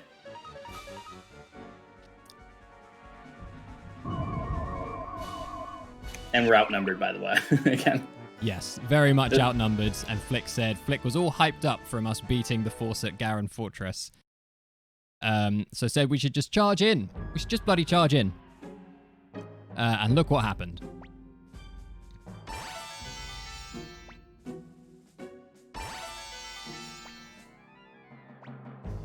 Matthew's actually referred to a lot of things in this game, but not so much as a strategist. I think that was just part of the localization, but they call him like a medical doctor, a surgeon. Yeah, medical officer. Right, speed 99, speed 97, 97. Okay, so it's McDowell first and then Stallion and Flick tied. Right.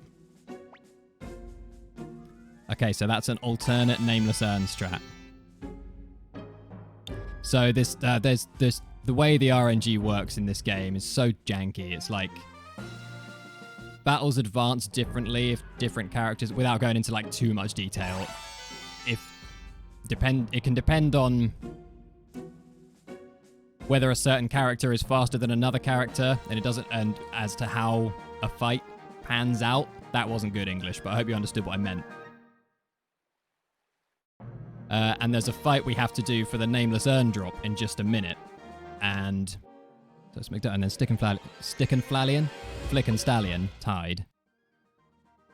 Means we have to do a secondary nameless urn strat, which is not quite as quick. I'm going to force the fight sort of down here at a nice safe distance. I have accidentally walked into Ante before, and that is rip run. All right, free will.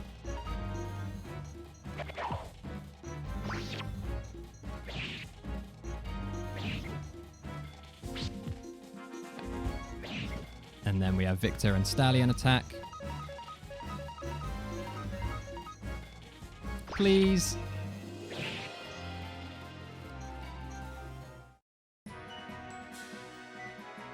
There it is. Hoorah. That bit is another very stressful bit, because if that goes wrong, that's loading a save and trying again.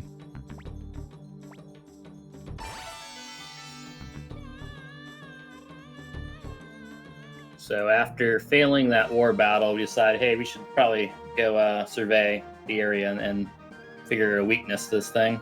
Yes, indeed. Oh, good-ish movement there. And so, of course, we're talking to all the NPCs here and getting a little bit of lay of the land. And some of them say that there's this great healer doctor who could develop some sort of, like, resistance to the poison spores. Or, not spores, the pollen from that flower we saw in the war battle. Yeah, spores are something he does later. Milich is really, he's big into his poisons, isn't he? Yep, I believe his flower is called Marie Antoinette. Yeah.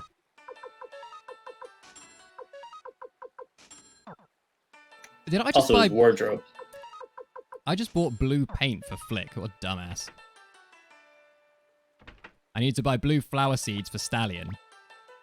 And Earth Crystal for Flick. I bought the blue flower seeds for Stallion, and then I bought blue paint for Flick. Wow. Okay, now this is where we're going to appraise that fight that we got in Rockland. That painting we got from that fight in Rockland, which is Lover's Garden. And then we sell it. And we have 92 grand. That's actually really good for this, for where we are right now. Let's bribe stuff with it. Yeah, let's.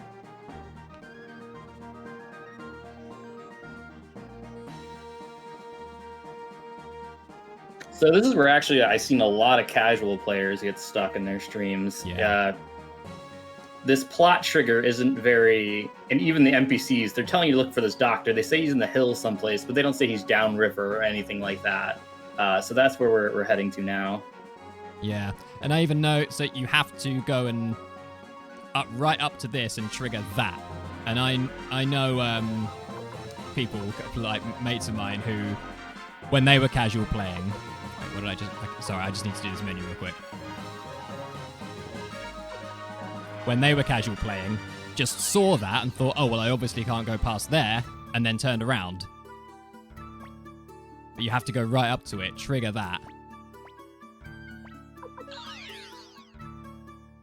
before the story will advance. Now we're just making a quick stop over here. Oh, speak to her. To recruit Lorelei. This is for the same reason that we went into Ante and recruited Chapman. This is because we're about to stay... 10. We're about to stay at the inn in Rickon, which is where a character is...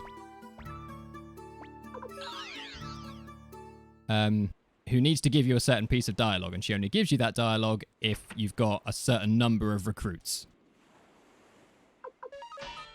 So we've got to do a couple of awkward little journeys to go and get some recruits. So that we, so that by the time we're in the inn in Rickon, we can talk to Lot, and she'll give us the, if you find my cat, I'll join you dialogue. Now we're sharpening up Pawn's weapon, because he's got a big moment coming up.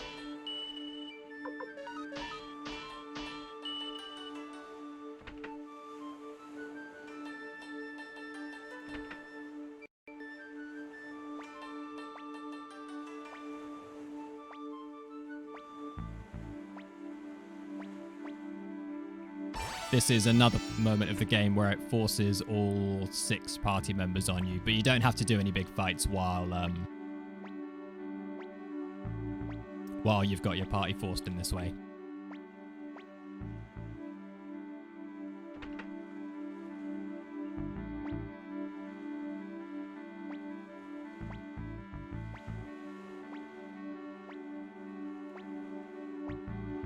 A machine that runs on oil? Sounds ridiculous.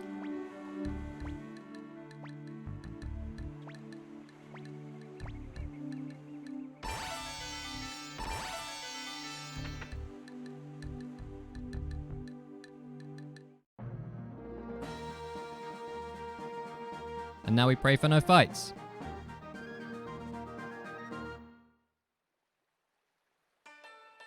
Oh, Discord died.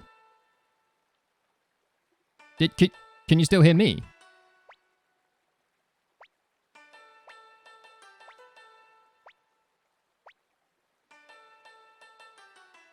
Okay, good.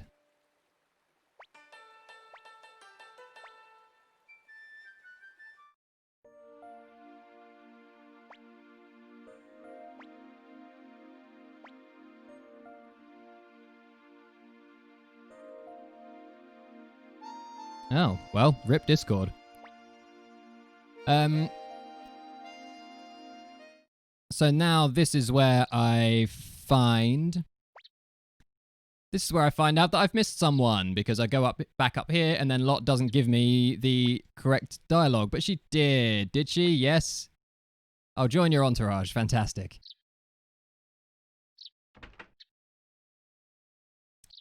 I've got the exact number of recruits I need to make her give me that dialogue. If I've missed one person, then she doesn't say it. She just says, "Oh, I've lost my cat," and that's it. Back down the river. Oh, Lot is also from Kanakan. Interesting.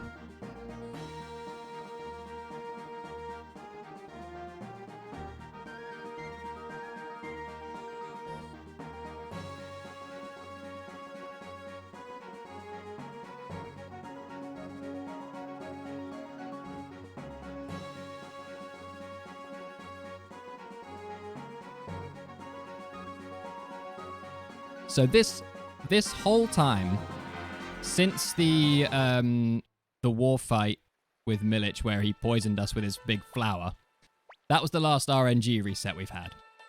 So all the walks through all the towns, RNG has been advancing super duper quick. But we need to be able to know where we are in the RNG by the time we hit Sonnier Prison, because we need to get the Opal drop. We need to know what fights we're going to get just so that we can... Oh, we got the dragon noise there. Interesting. What was I saying? In Sonnier Prison, we need to know what fights we're going to get to manip them, you know. So we're not throwing away unnecessary money on bribes, stuff like that. And also because we need to manip an opal drop out of one of them.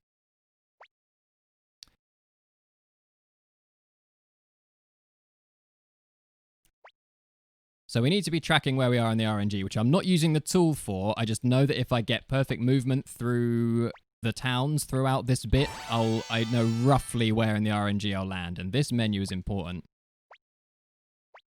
because RNG is advancing during this. So you need to be quick. That was quick-ish. Now ante is just right X in Vicky's menu.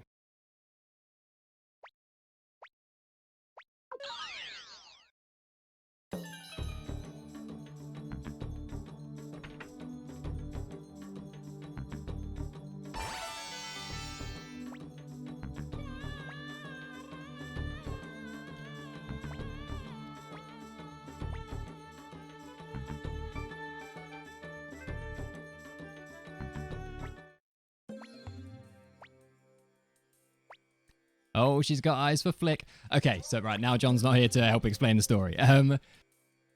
So what's happened? So we found Dr. Lucan, who is the fabled doctor who is going to help find a cure for the poison, an antidote for the poison that's going to let us attack Milich's castle. So his big poisonous flower is not going to do anything to us. He then got kidnapped by Milich, who flew in on his dragon and took him away. We then went running back to Matthew and said, "Matthew, Milich came and took Dr. Lucan away, and now he's gone and we can't get our antidote." So he said, "Fine. Go to this place, go to Ante and recruit Kimberly and Tesla, and they'll be able to forge some documents, then you can break into the prison and get him out." So that's what we're doing.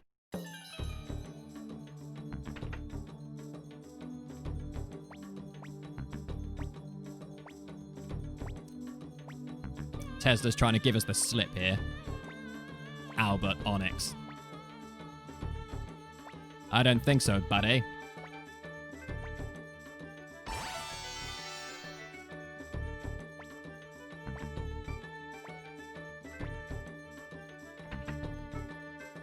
Okay.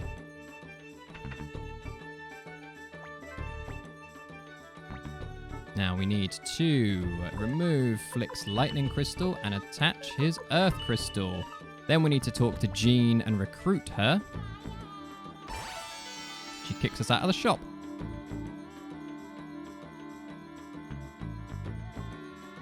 Oh, that felt like such a long time. I have to stand still there for like... I'm going to throw the blue paint because it's dumb.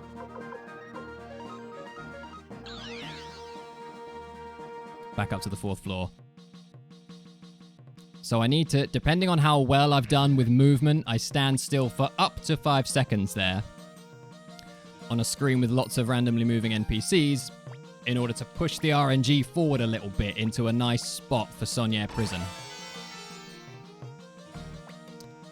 Oh, damn, and I forgot to take into account that I need to go down here, so we might actually be a little further along in the RNG than I anticipated. Gonna save it. Even though this is one of those times where loading a save from here is just like... I'm gonna go back to the beginning. Loading a save from here is not going to be a whole lot of use because the RNG will be completely different, and it's very important that I know where I am in the RNG right now.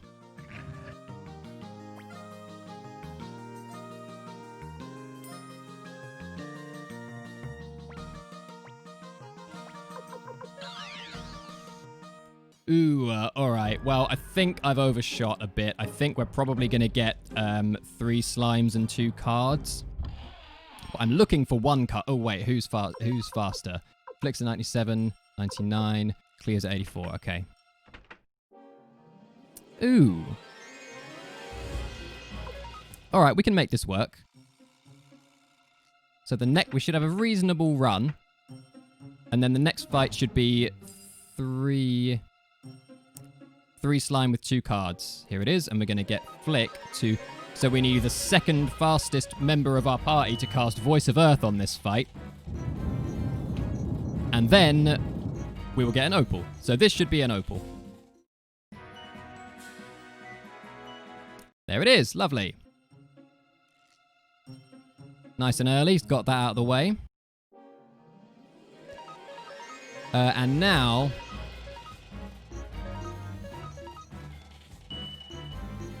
this won't be an opal. This has to be the 1st fastest member of the party, which we don't, which is McDarling, doesn't have Voice of Earth, so that's fine. Question mark ornament instead.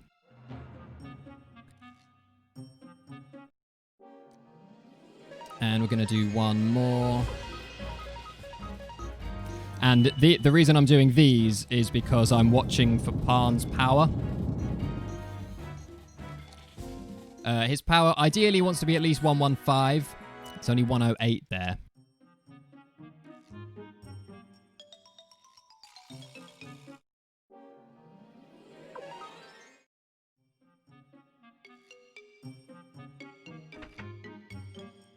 .108 is not enough. If it comes to it, we will need to force fights.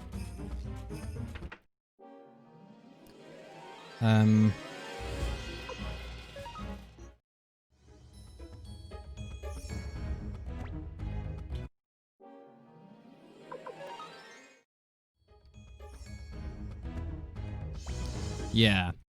Sort of somewhat counterintuitively, the opal is the kind of less tricky bit. They're not like super duper 1% drop rate rare. They're like, you know, you can get them if you try to run out of Voice of Earth with Flick. Cleo has 3, that's good.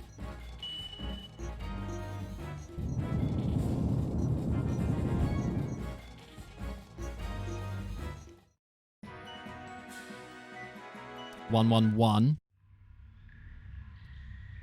Alright, I think we're going to have to force a few fights on the way out of here.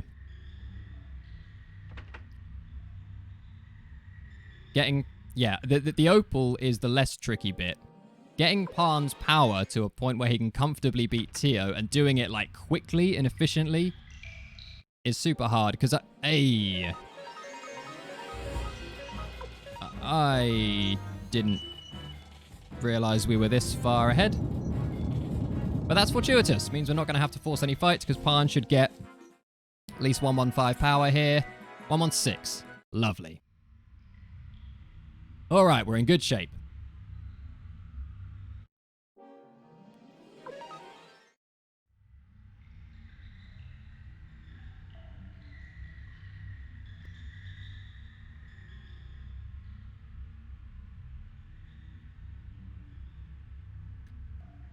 Okay, so start of Gremio death scene. Sorry, spoilers. 1 hour 47. That's pretty slow, but I mean, I think that's like 7 minutes behind world record pace, I think.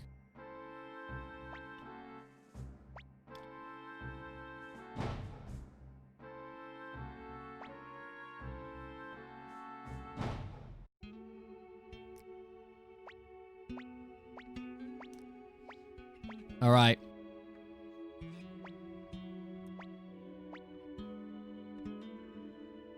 I think we need some Fs in the chat.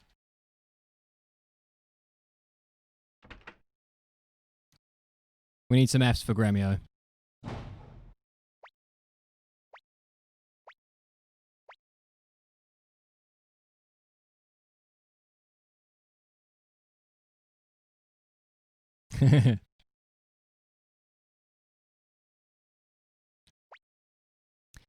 That's nice, guys. I'm sure those Fs are making their way up there to him.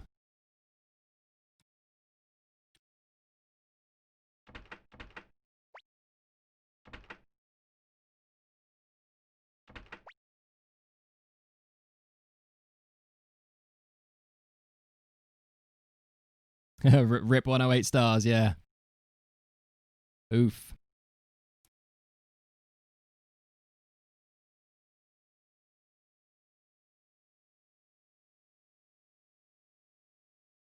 All right, now I just need to go into the war room there and talk to Matthew, but I'm going to go and do a safety save.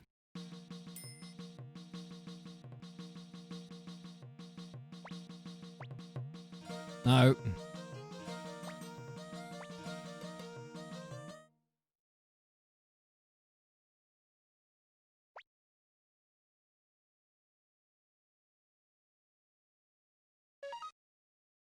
At least we still have Sanchez. That's all that matters. Yeah, totally. Sanchez MVP.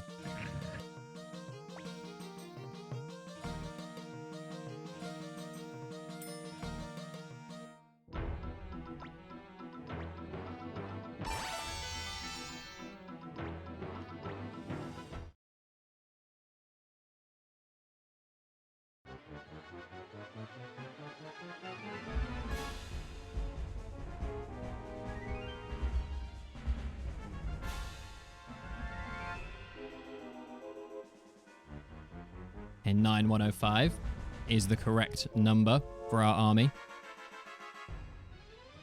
Not this time.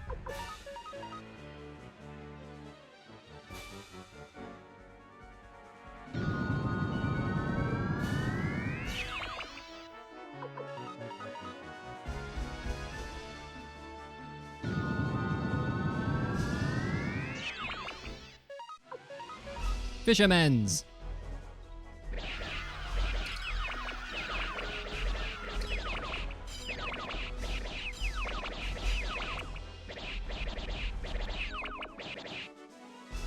And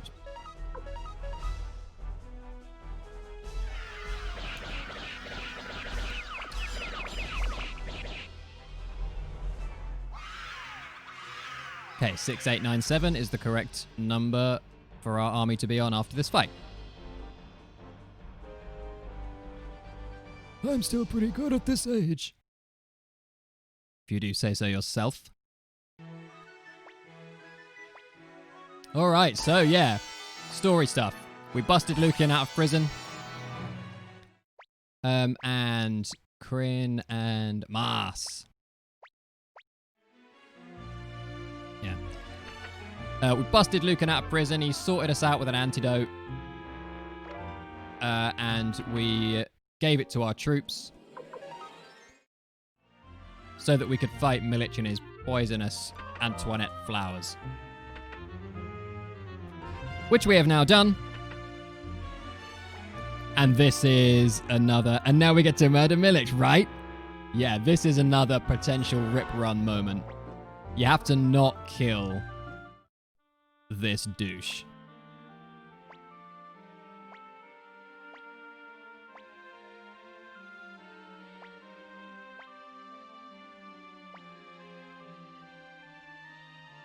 Black rune, pink balloon. What do you think? Well, I think this man is not at fault.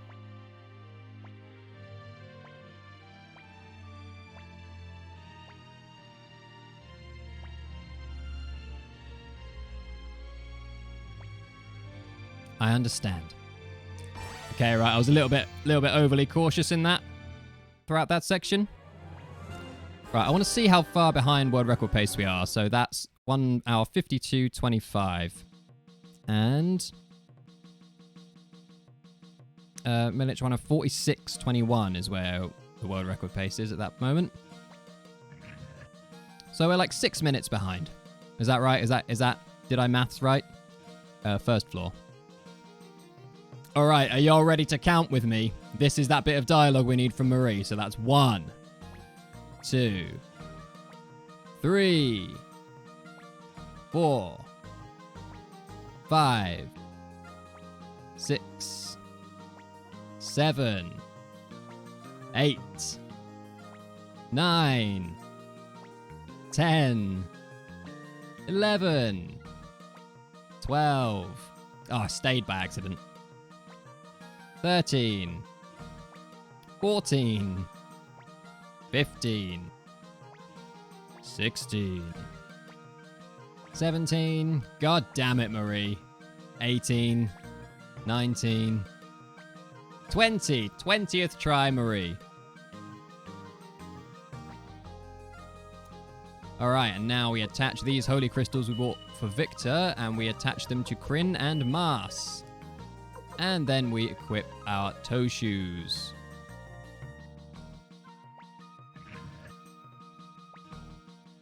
Oh wait. Ah, damn it. No, I need to go back to the first floor. Oh, all that time I spent talking to Marie, I was supposed to save.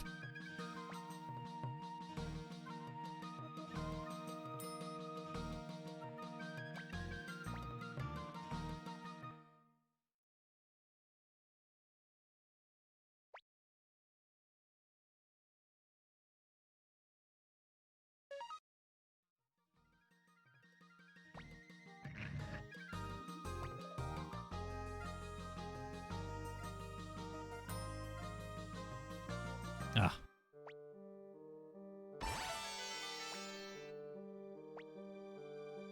Alright, we got Kasumi now. I saw some waifu chat about Kasumi earlier during Neo's run. Got some Kasumi fans in the house. So what's happened is, Stallion... We said, Stallion, what do your elf eyes see? And he told us that there's a big armored army on its way to come and do us in, headed up by none other than McDowell Sr., who seem to be riding, like, are they called Tauntauns from Star Wars? I mean, that's what they look like. We get a better view of them after this.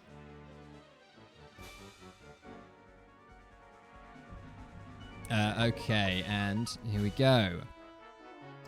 Now we should see 1458 troops lost. Lovely.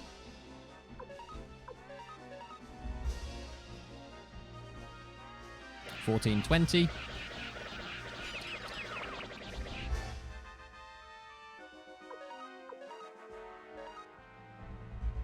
And I'm being a bit slow with choices here because you have to wait for the little dudes to reset their position before you give them the next command. Otherwise, RNG doesn't. Otherwise, you don't let the RNG reset to the value it needs to get to, and it just you end up in a different place. And it's very important that we know where we are in the RNG for what's about to happen. See, look, what the hell are they?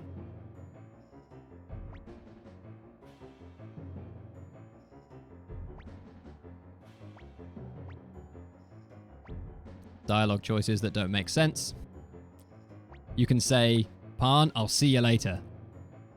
And that Pan translates as, no, Pan, don't do the duel. And he says, no, you can't stop me. And then you say, Pan, I'll see you later. And then he says, no, you can't stop me. You have to say good luck. Stupid game.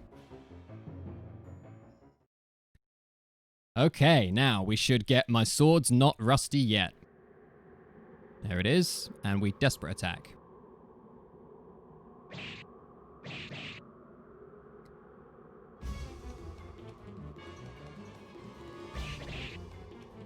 So this duel is, of course, RNG minute. And as long as Pan survives that, which he definitely will, and as long as I don't choose a wrong option, we're fine. The next... No, impossible. Okay, now we have 4 impossibles. This is Tio. Impossible! Impossible! Yeah, Dor Barton knows what's up.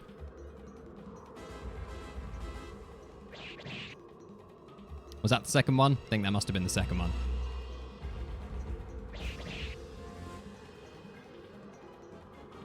Here we go. And this is where we get him.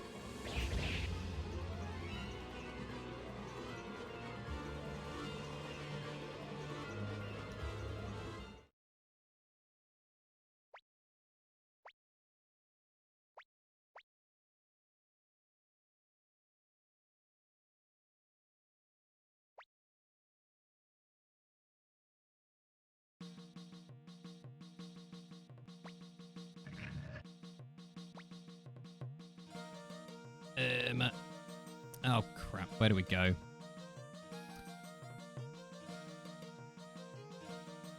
I mean, I know where we go.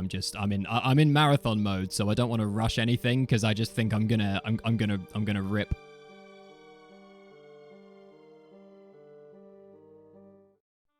I'm looking at my notes more carefully than I have done in a run since I started streaming, I think. I know this run, but I'm just so like, it's marathon, I'm gonna do something stupid and end it. One of Leknat's classic bedroom chats.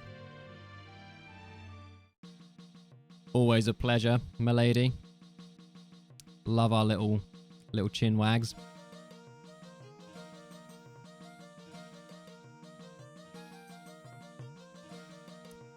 Ooh, and now's where I start getting anxious about the next item drop we have to manip. Oh, I'm free. It is a... Okay, so, what? What's happened in the story? Just give me a second. Yes, change party members.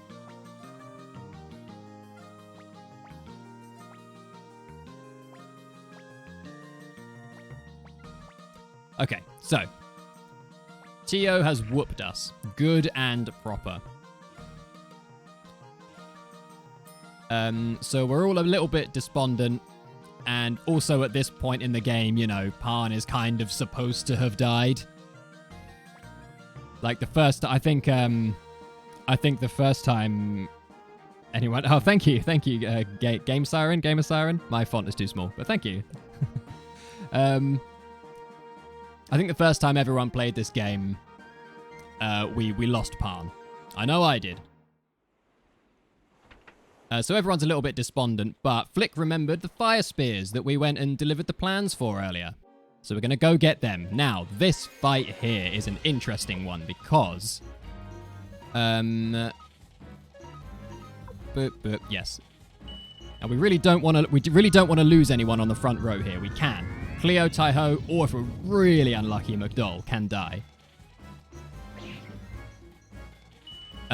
We'd rather not lose anyone. It's not the end of the world if we do, but we'd rather not. We can more reliably know where the RNG is. Oh, Yamku!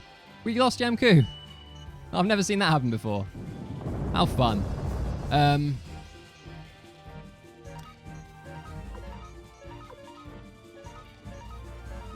Alright. Slight tangent, but the reason I got Cleo to attack there is because Kanak, the one who's going to be left, actually acts before Hellion. So he should attack before Hellion gets her Earthquake off. We don't actually need that 19 damage that Cleo did, but when you attack an enemy, it lowers their speed temporarily for that round, so Cleo attacking lowered Kanak's speed such that Hellion was able to get her Earthquake off without him attacking. So that's neat, I would say. The reason we fight that fight and don't Bribe Glitch it, because you can Bribe Glitch it, and it ends the fight. 115, 118, 102, yep, good. Just checking speeds for what's coming up. You can Bribe Glitch that fight, and it ends the fight, but you can actually lose that fight. If you lose that fight, then the pirates just say, come back when you're stronger, see? And they don't join you. They only join you if you win the fight. And if you Bribe Glitch the fight, it triggers the game's, the fight's over, but you didn't win, so you bribe them, the fight ends, and then they just say, come back when you're stronger, see? So you have to actually fight them if you want to recruit them, which we do, because we're on a 108% run. Gotta talk to these boys. Do their little fetch quest, then we're gonna stay here, and we're gonna safety save yet again.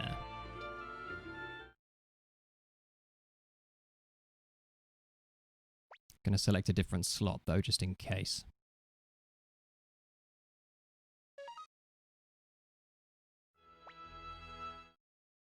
Georges. Now, this guy's an RNG reset.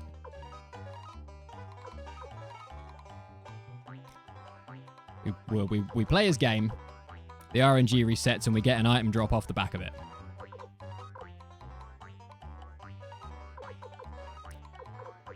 And I have to really, really precisely walk out of Kirov exactly right. And if I don't get the drop. And it might be a load game scenario. It might not be, depending on how my money's doing. How is my money doing? Oh, pretty good, actually. I think we'll be all right even without it. But got it anyway. Boom. So now we're going to get a fight with 2 sirens. And we go attack 1, you Voice of Earth, defend, attack 2, defend, defend.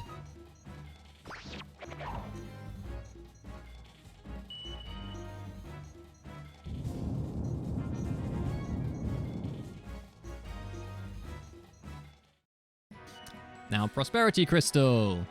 Hooray, we're not actually going to put that on anyone, it just sells for like 50 grand, which is super nice.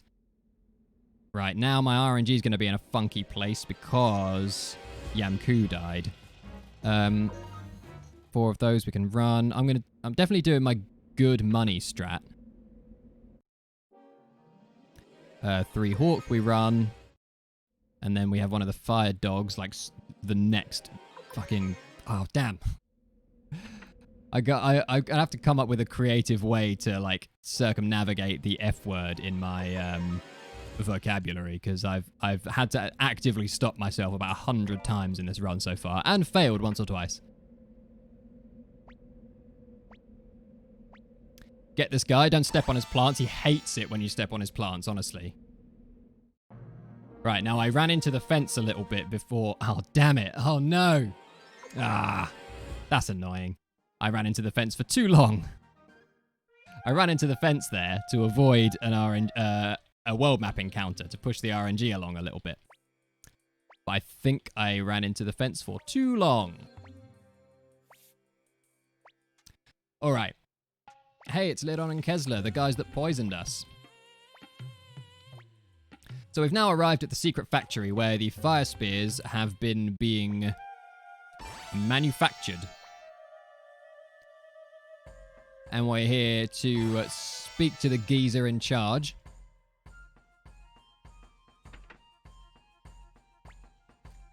And recruit this guy, whose name I have just learnt tonight is in fact Kage. But he'll always be Cage to me. Now we speak to Old Man Mose.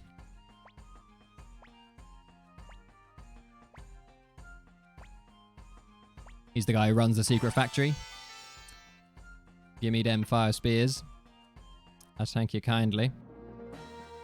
Now we blinking mirror and we go back to Kirov.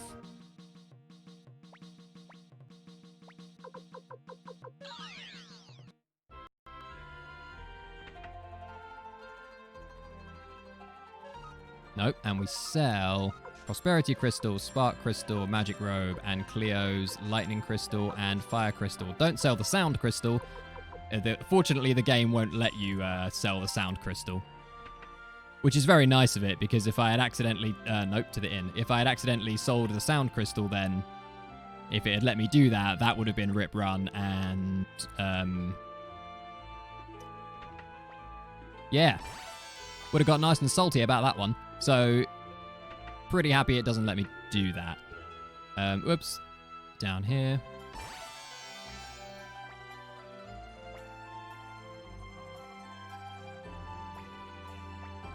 We give her the Sound Crystal to recruit her.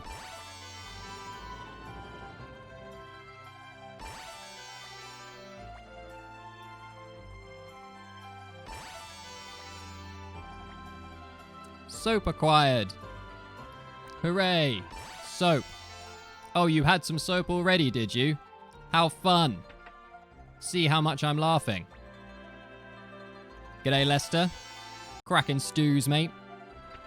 Get in the army. Now, there's nothing funny about this guy's name. I know some of you are going to say that there is. His name's Kanto. I don't know what... I'm not sniggering. Why are you sniggering? It's a perfectly normal name.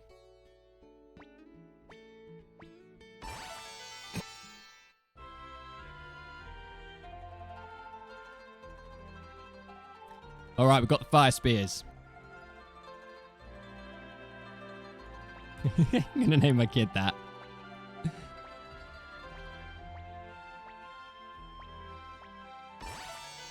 Come on, Master Bribe. All right, I'm going to throw some bits here. I'm going to throw the soap. Oops. My God. Throw the soap. I'm going to throw these question mark ornaments as well because they're worthless. And then we're going to Blinking Mirror.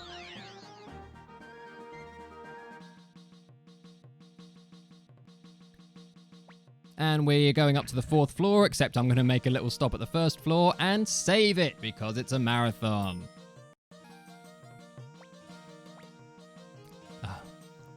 Didn't mean to stay, but probably can't hurt. Save.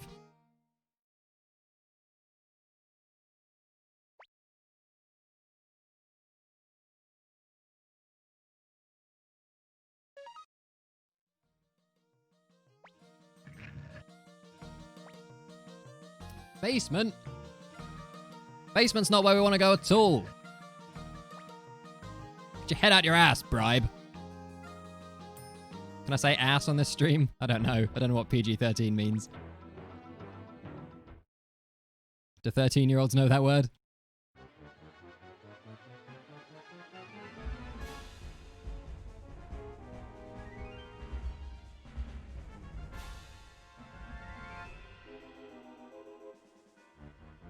They do now. Haha. All right, 11405. That looks about right. Ha! We've got a secret weapon. Well, don't tell him that, Taiho. Jesus. All right, strategists.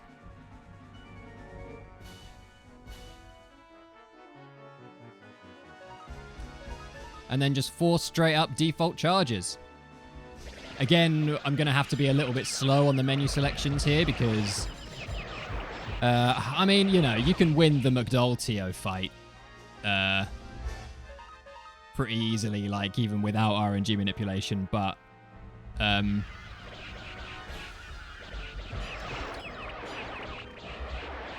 but still, it's nice. Nice to know what's going to happen.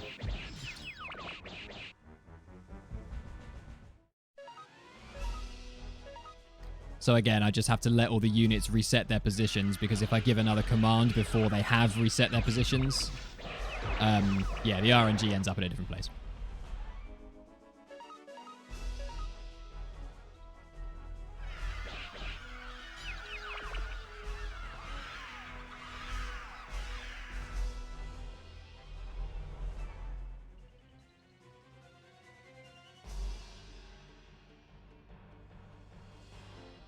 Yeah, do you think the flaming sticks maybe gave something away?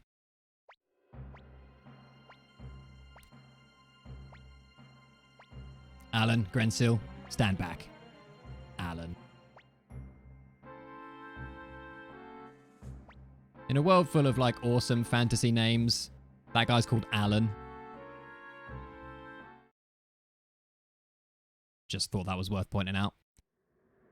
Right, my sword is the fantastic 84? Come on, mate. It's going to be a 3-turn duel now. To be fair, when I do my good money Calica strat, which basically means I don't do any fights in Calica, McDowell doesn't gain any levels, so that fight usually ends up being a 3-turn fight. And split. So that is 2 hours 12. We're like 7.5 minutes behind world record pace.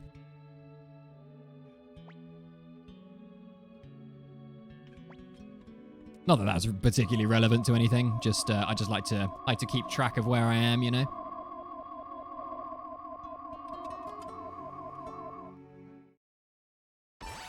Eat his soul. Eat your dad's soul. It'll give you better magic. Right, straight to 4th floor. And we are going to go straight to 4th floor. We're not going to go and do any pussy man saving.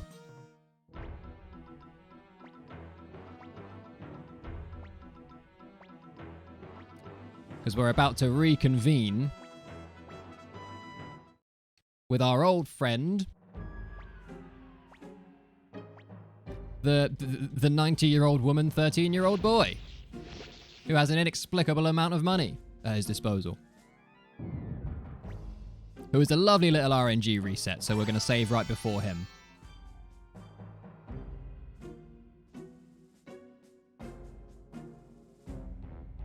And I need to remember to go back in for Kirk.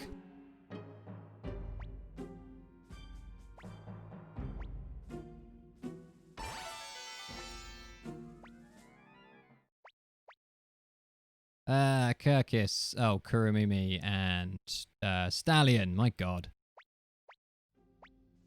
Yes.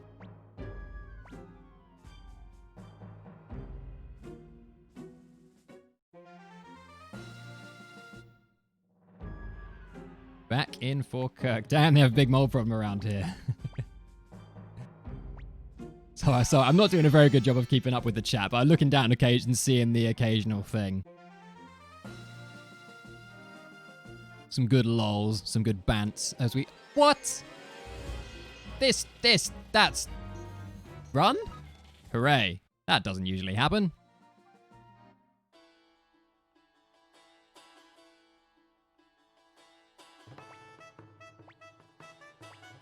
Oh, look who it is. Another contender for best waifu. And her cuck. Get back in your cage, Hicks.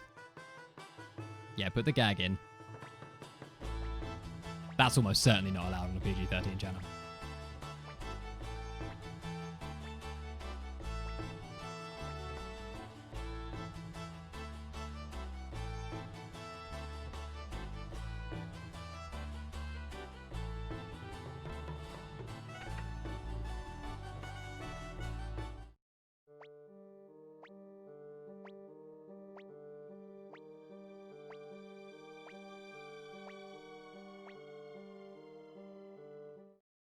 Right, story. I keep forgetting to keep updating on the story. So, what the hell has happened, eh?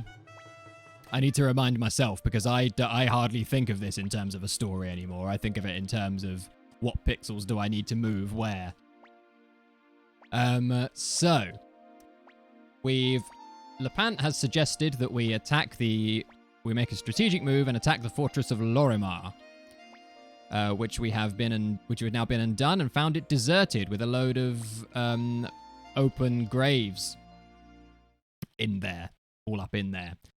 Which looks, I'm gonna have to check my money. Can I bribe Necklord? Can I bribe Necklord? I think I can. But you know what? I think I'm going to play it safe.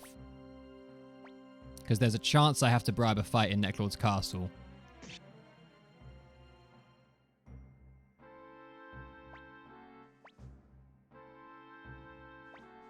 And if I have to bribe that fight, then... Well, I can't afford to if I've bribed Necklord here. So I'm just going to do the slow way, but it's the safe way, because marathon. If this was a run, if this was a world record attempt, I would bribe Necklord here, but I'm just going to play it safe. All right, bats. Do the bats. Oh, Necklord. That's like the worst attack you could do. This guy has no sense of how to optimize his attacks. Now, see, that would have been good, like, when everyone was still alive. Anyway, what was I saying? Story stuff. So we found a load of shallow graves at Lorimar and no troops there. So we've gone to investigate, gone to the first village, Warriors Village, where we are right now, and heard talk of this Necklord character who Victor recognizes from... the name Victor recognizes from back in the day. When he came and laid waste to his town. Oh god, I don't need... No. Right, I'm going to save here, though. Well, I stayed by accident, but that's fine.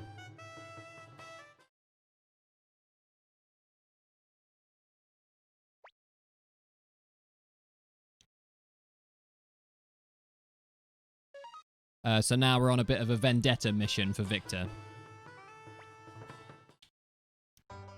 And we've got Marco again. We're not going to play any games. We're just going to quit, because that resets the RNG nicely, so we now know where we are. Ooh, I think that was good. I think that was the correct path out. Don't do that.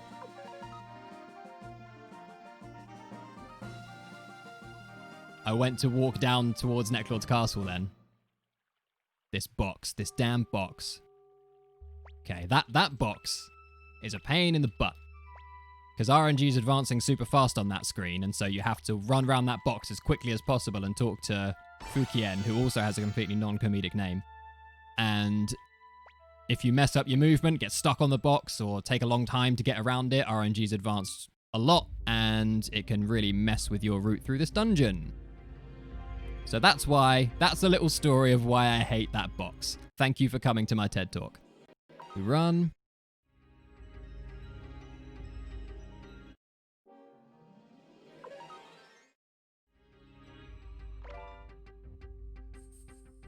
Grab the Crimson Cape, because that sells for, I want to say, like 16k. And we run from this as well. And the next two we have to bribe. We haven't really had anything, like, massively expensive to do for a long time. So all the money we've kind of been hoarding has really been for this dungeon. TBH. Because we've got bribes like that, 17.7k. I'm going to my money's fine, but I'm going to grab that 5k chest anyway, just because it's there. $3 is a bribe, and then we got a long walk, and then another $3, which we run.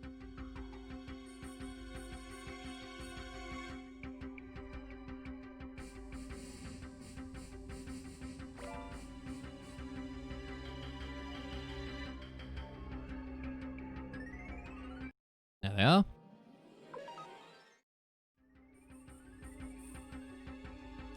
Oh, and, okay. I just had a thought and then realized it's probably not going to make any sense if I say it out loud. Well, maybe it will. So the next fight we're going to... Oh, again, I don't really need to go in here. We're going to Elf Unite this, and I suspect we're going to get attacked before they get it off. Yeah. Because again, I did my quick good money strat in Calica. Which meant that Stallion didn't gain any levels. Because if Stallion had gained a couple of levels in Calica, then he would be fast enough to act for them to do that Unite before the Elementals attack. Now they'll be fast enough to do it before these guys. But we're supposed to get another fight before that fight, but it was skipped because those Elementals attacked us, which advanced the RNG past the other fight we were supposed to get. And isn't skipping fights good, I hear you ask? Yes. But it means that we're a little bit later in the RNG than I would like.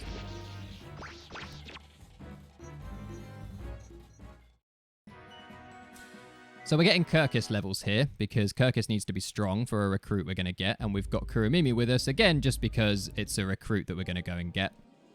This is a run. Okay, I think we're going to have a decent... this is the last screen. Maybe one more fight. Yes, right, got there before it. Okay.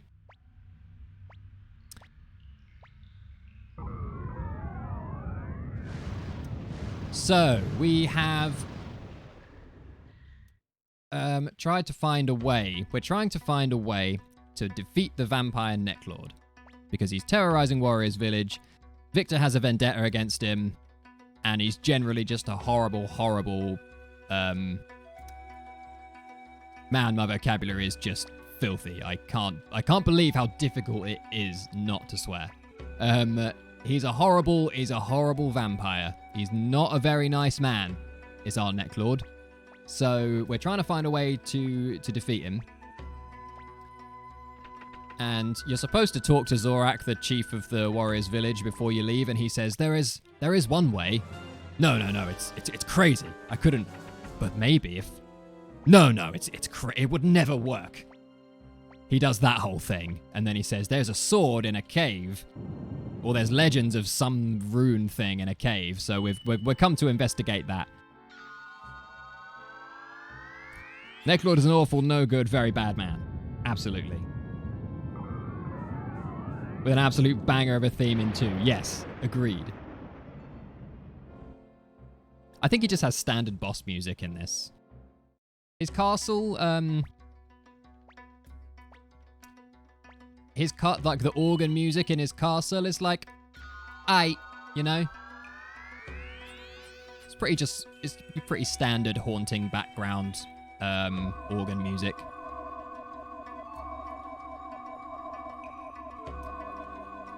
But yeah, he's just a beast. He's just a monster. And we don't want anything to do with him. Except for this whole portion of the game, which is very much to do with him.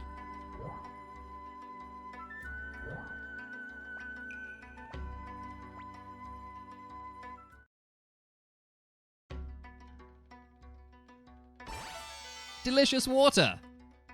Cheeky little treat there. Little patch of grass. Heals your party up right nice.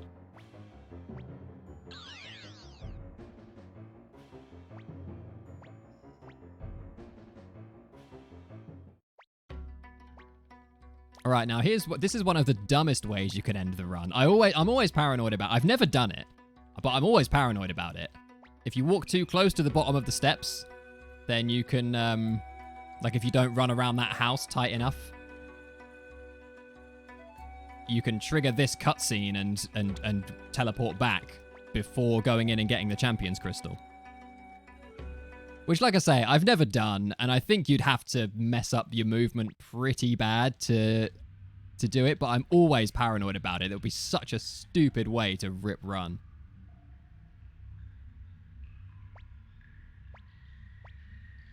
I'm sure it will happen at some point. Alright, Star Dragon Sword. Introductions have been made. Victor's not happy about having to call the Star Dragon Sword partner.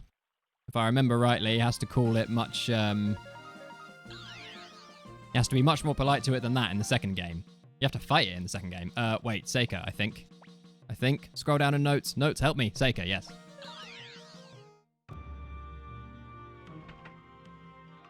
Antonio! Old chap. As it happens, I've already got a chef.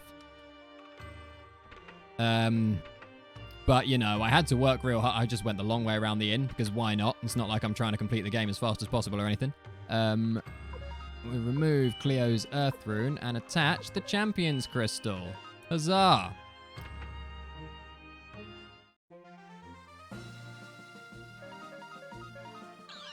Was I saying anything important, or was I just talking she's? Maybe I was just talking that. No, not up here. Bee Elves. Bee Village of Elves. Look how B it is.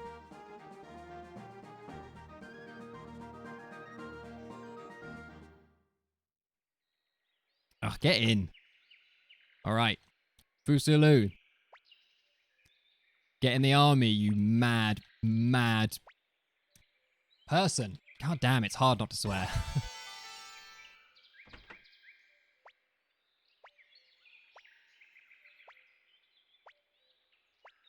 Come on, Ruby. Kirkus is strong enough and you know it. That's right. Just doing a little recruitment drive here. While we've got, this was the reason we put Kirkus and Kurumimi. It's a good opportunity to level up Kirkus because you need to level up Kirkus to get Ruby. Because we've got like spare party slots basically. Gone for Sulu Ruby.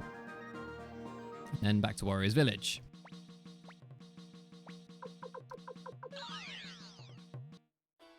And so, yeah, we're going to the Great Forest Village anyway, so... Alright, sell. Silverlet. What's it? Fucking Crimson Cape. I mean, bloomin' Crimson Cape. Earth Crystal. Buy red flower seeds for Stallion, and now he has the full set. Now we recruit this guy, who calls you Big Brother, weirdly. Not entirely sure what that's about.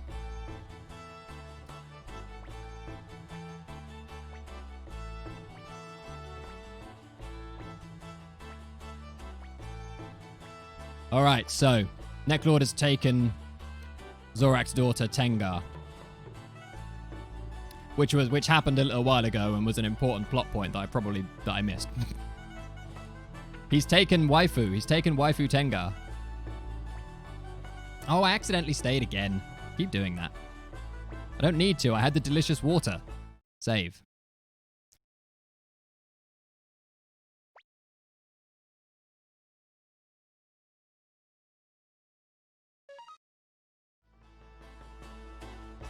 Oh, yeah. And we're going to talk to Marco again. Again, we're not going to play any games.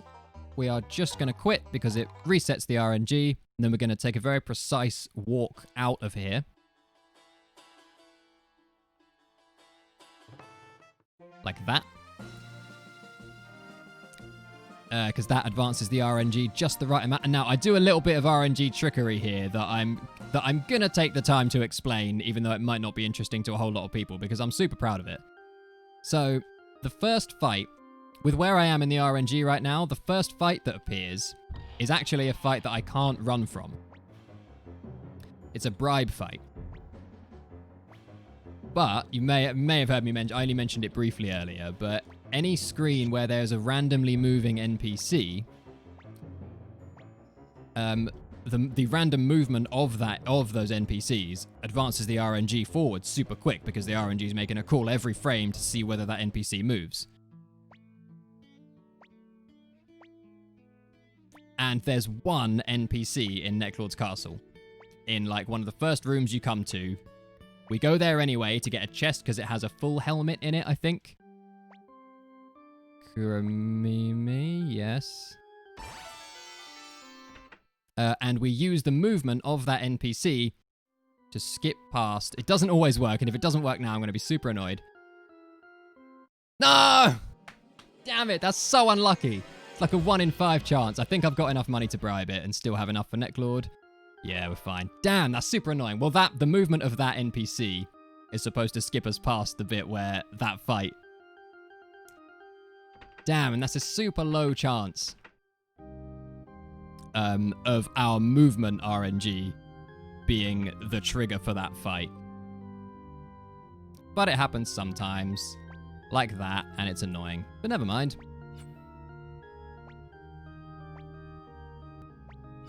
Somewhere around here, yeah. And this is a run. I'm back from my journey north. Oh, from your journey north. Excellent.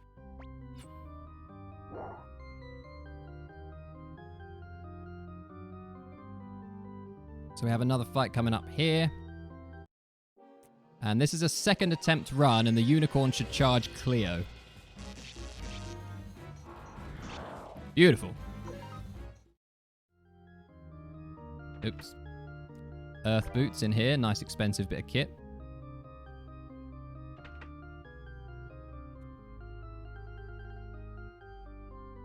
And now the next fight, we are going to be using Hell.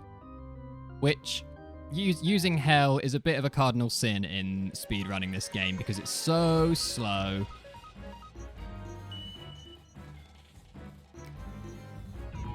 That room we passed, the 4 coffins, you can actually rest in the upper right coffin if you approach it from the right-hand side. Indeed, you can. And the dialogue you get, so that every bit of dialogue that McDowell says, you have to choose. You have to, like, select, right?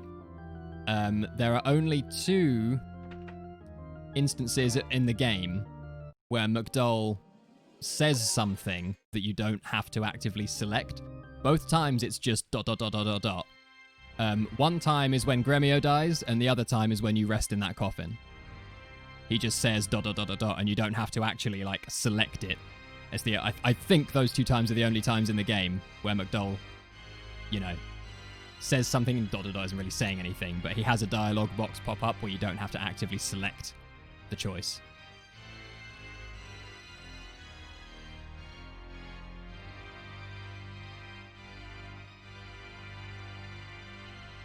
So we made it in time for the wedding. Yep, made it in time for the wedding. Back from your expedition. Just in time for the celebrations. Don't they look the happy couple?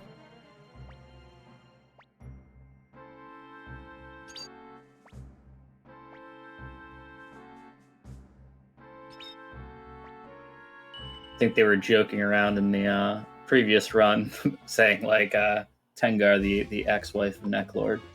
Yeah. All right, we threw enough money at him, and he just couldn't take it anymore.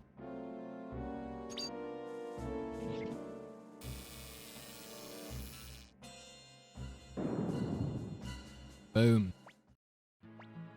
And then when it came time to make Suikoden 2, they kind of thought, actually, do you know what? We're not entirely happy with that. We want to make it a little more impactful, so let's maybe make up a convoluted way that Necklord didn't die here. I feel like that's what happened. They just decided to retcon Necklord's death to have a more kind of epic way of it happening. Also, a rage crystal in that room, hidden in like the stained glass towards the bottom of the screen. Is there? Mm-hmm. And a chest. I did not even know that. God, I'm learning so much about this game. I know a lot about how the RNG behaves in the game, but it still holds a lot of secrets that I didn't know. Yeah, that coffin there on the top right, you can rest in if you walk around to the other side of it. Did you know about the when you're in the hidden village getting a Star Dragon sword? That little spot of water. Yes, and I did make use of it as well. Ah, so it's part of the run. Yeah. That was meant to be a failed run. And now the next fight, we are going to Hell again.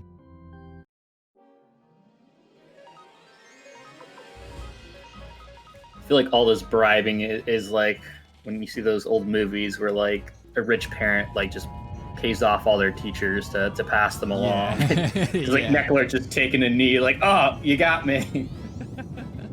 Please don't let your parents pull my funding.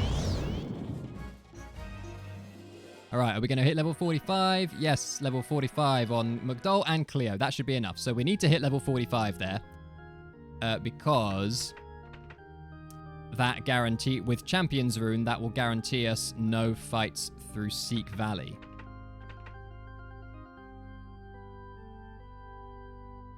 Yes, all right, made it out before that last fight, which is good. And then also you need a Kirkus level 45 ready to get Ruby. I've already done that.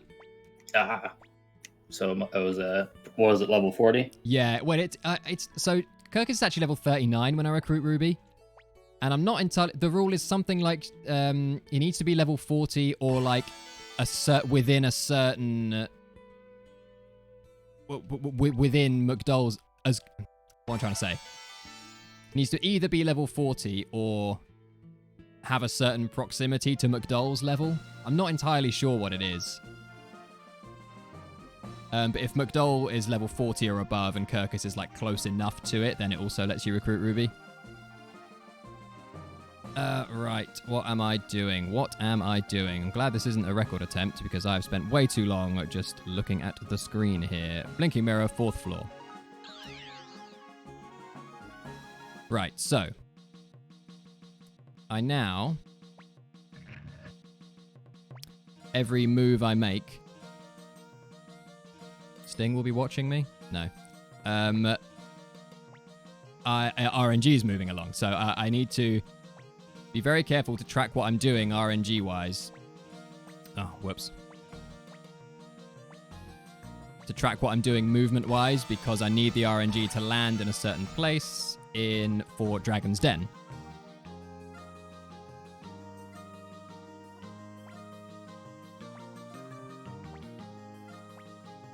So we have Cleo, Stallion, and Lucan.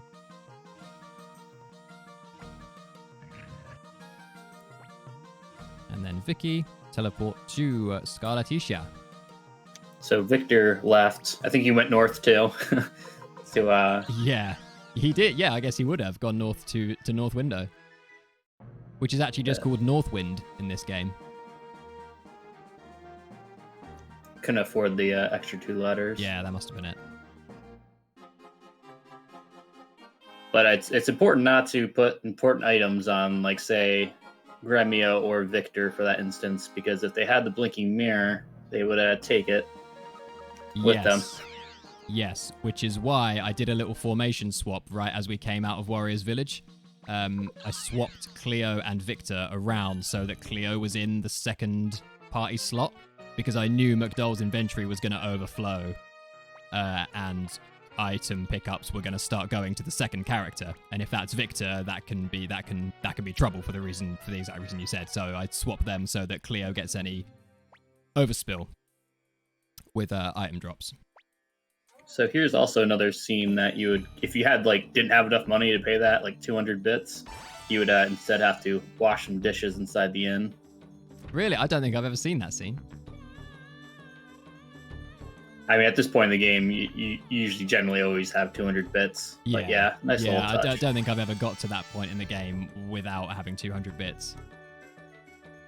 All right, now we've got everyone's favorite. This is surely everyone's favorite waifu. And I get a little rest. Oh.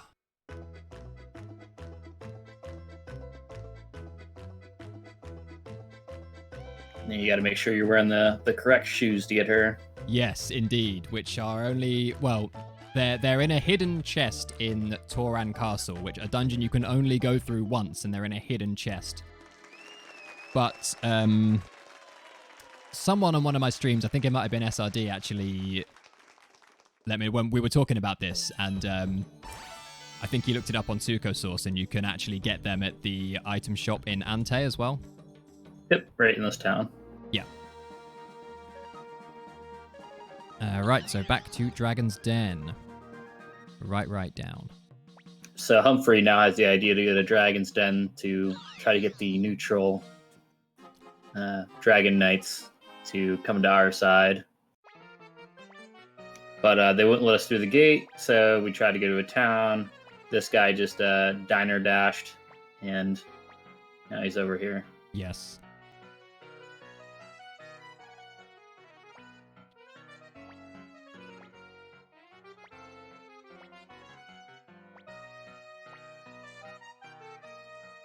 All right, here we go. Now, did I get the RNG right? Yes, enter. Grab a couple of chests through here just because they're expensive items. They're good for the selling. Okay, good. That's pretty much exactly what we want. A nice long walk and then 3 shields. Now it'll be 3 black elementals and 1 Sunshine King. Probably right at the... Oh, well, I walked into a wall, so it was there, but it would have been right at the exit if I didn't walk into that wall.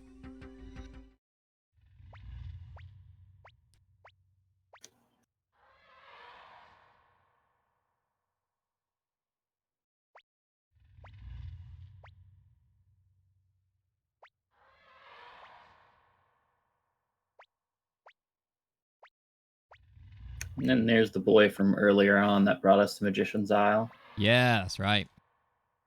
Good old Futch. Oops. Walked into a wall again. Damn it, I'm going to get a fight here now, yeah. Yeah, that works better than Flick for your, for cursing, you could say Futch. Futch. Ah, Futch.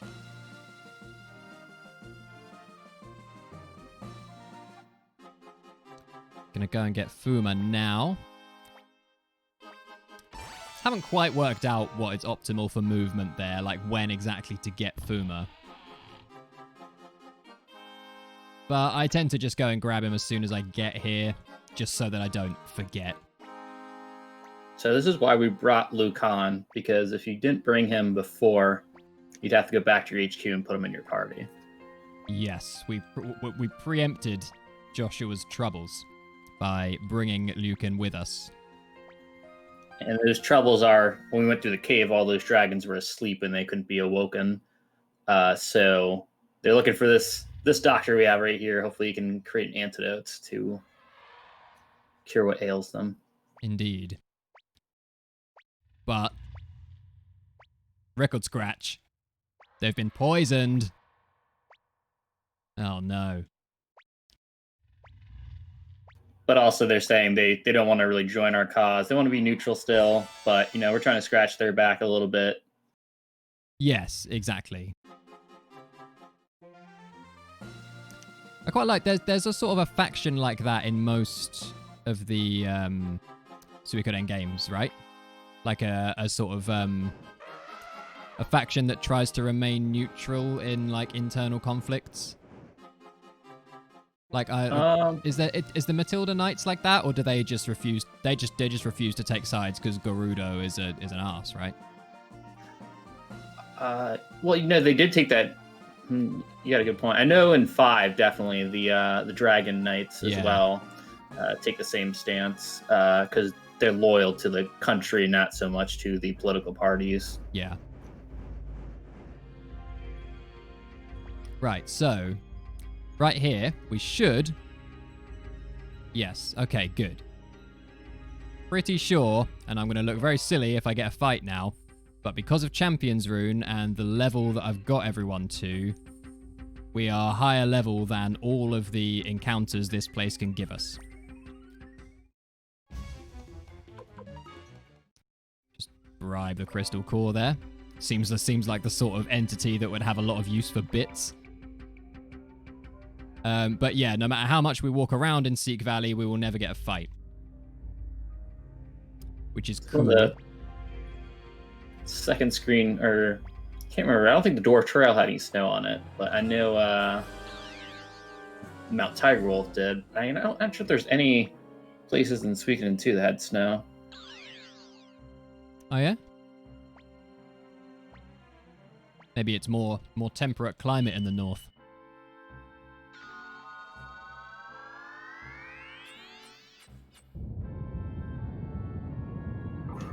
So, yeah, we had to come to this to get that ingredient, that flower there. And then Wendy just comes to her old pal, Ted, who we didn't know was still around after Pon sort of did us in. Yeah. After we left him to the mercy of the guards. So Ted was saying a whole bunch of stuff like, hey, give me back my rune, old pal, buddy. But he was under the... Under the influence. Yeah. Yes. Of Wendy, but he did manage when he got closer to us. The Soul Eater rune, I guess, him being a previous bearer, sort of gave him power to break away just for a few moments to let us know, like, take my soul, dear friend. I don't want to be a puppet anymore. Yes, I see Gamer Siren with a preemptive F in the chat for Ted.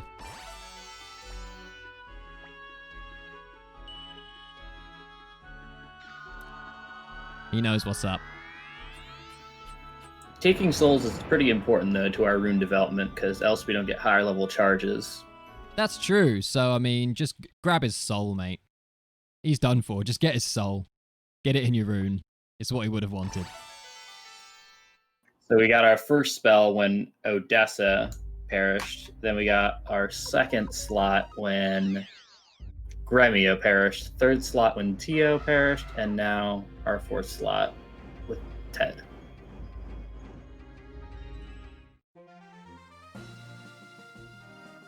So we got the orchid, which is one of the ingredients, one of the 3 ingredients to cure the sleeping dragons. Be really nice if we could actually control this dragon and have some sort of like airship, but this is all scripted. Yeah, that would be sweet. Yeah, that's the only dragon journey you can do. You can go and make this journey again, and in fact we will. But that you can only fly back and forth to Seek Valley. So yeah, that was 1 out of 3 ingredients. And there's another ingredient that Futch has taken it upon himself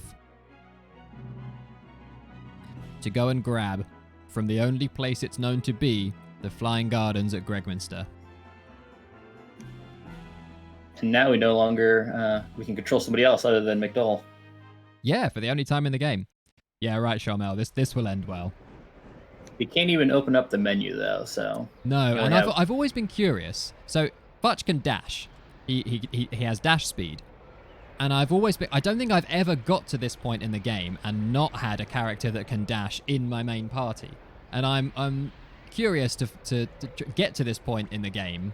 You know, trigger this cut, do all of Seek Valley and whatever without a character that can dash, and see if Futch still can in this scene. Just to see whether it's like pulling from the fact that I have a character with Holy Rune in my party.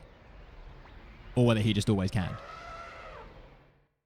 That's a very good point. I think it's going to be that you have somebody in your party. I would sort of think so, but I'd be interested to find out for sure. Because that's, you know, just the kind of thing I find interesting. So Futch got the second ingredient that was needed.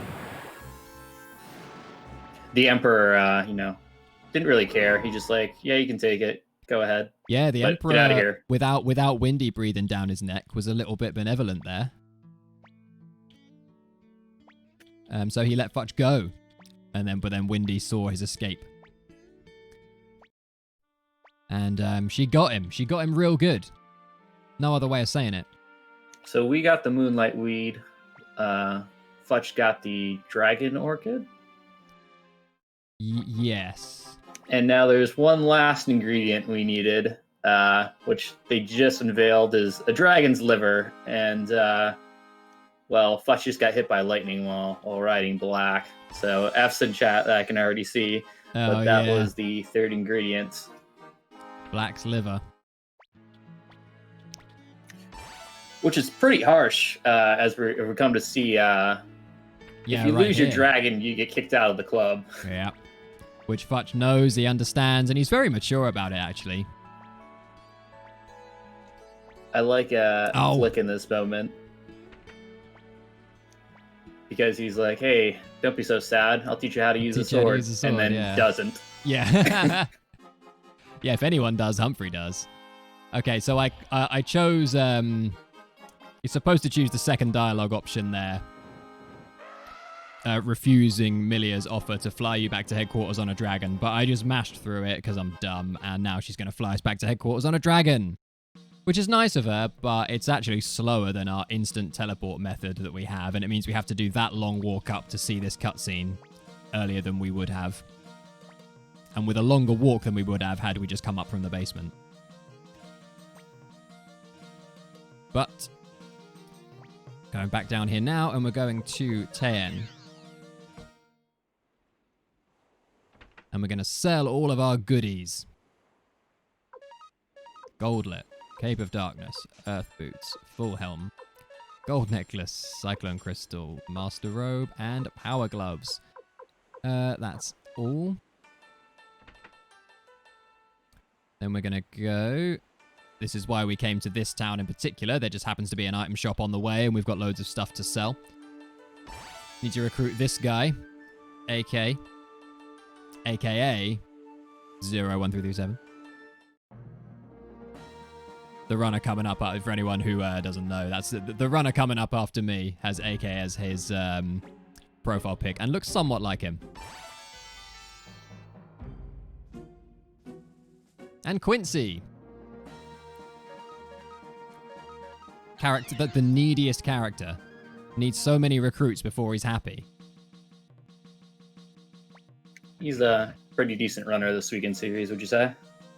Zero. Yep. You know, I mean, he's okay. Like, no, sorry. I realize we've got 800 people watching now who may not be aware of who Zero is. Zero is like the architect of this whole run. Like, without work that Zero did, working out how the RNG works and building tools to track it, I would not even be able to do this run. Zero is the top runner of this game, this game series, especially, well, definitely the first two games anyway. Pretty much uncontested at this point, although I'm working on it. Right, eject. I'm not tracking RNG right now, am I? No. Good.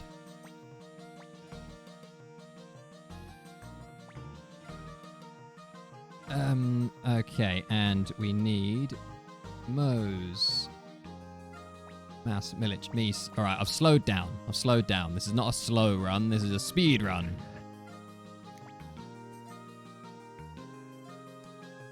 I was confused there for a second, but it makes perfect sense. About the choice of party members. When I heard Milich, I thought you meant to take a different M name character, but I was like, oh, you don't have them yet, so never mind. Right, yeah, no, we're gonna get him soon, though. But we need Milich to come over here and just intimidate this guy who hates him a little bit. You don't need Milich to recruit this guy. He just wants the color freedom. Yeah, that guy wants to kind of escape Milich's tyranny, but we bring him with us as we recruit him just for lols. But then Cassios, you do need Milich for.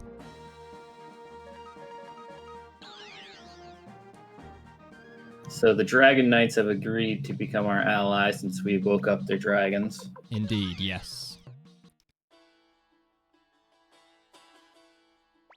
Now, this is the final time we will speak to Marco, and we're going to play one game to get the 10k. The deal is if we win 10k off him, or it might even be 5k. If we win 5k off him, he'll join us. So we do a 10k game. And because we're ninja, we know exactly where the coin's going to be. So he joins. And now watch us phase through the door that will not open into Warriors Village Blacksmith to recruit this guy. For whom we need the other three blacksmiths, Mas, Mies, and Mose. And now we have Moose. Even though he only particularly asked for Mose, I believe. Yeah, he does. He says, I hear Mose joined up. So you go to him with Mose in your party, and he still just says, I hear Mose joined up. Not the most helpful character. Whoops. Now this cat. Come here. Got it. I wonder if the cat's from Comic-Con, too. I'm not sure about those facts. She must have, yeah, if she brought it with her. Now, Jasper. All right, how many turns do we think? How much money are we going to lose?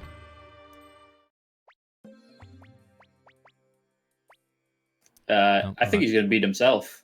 Yeah?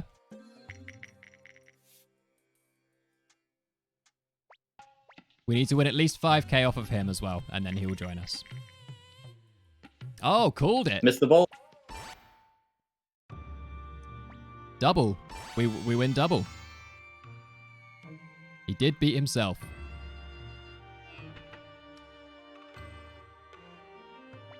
You should have just took the bribe.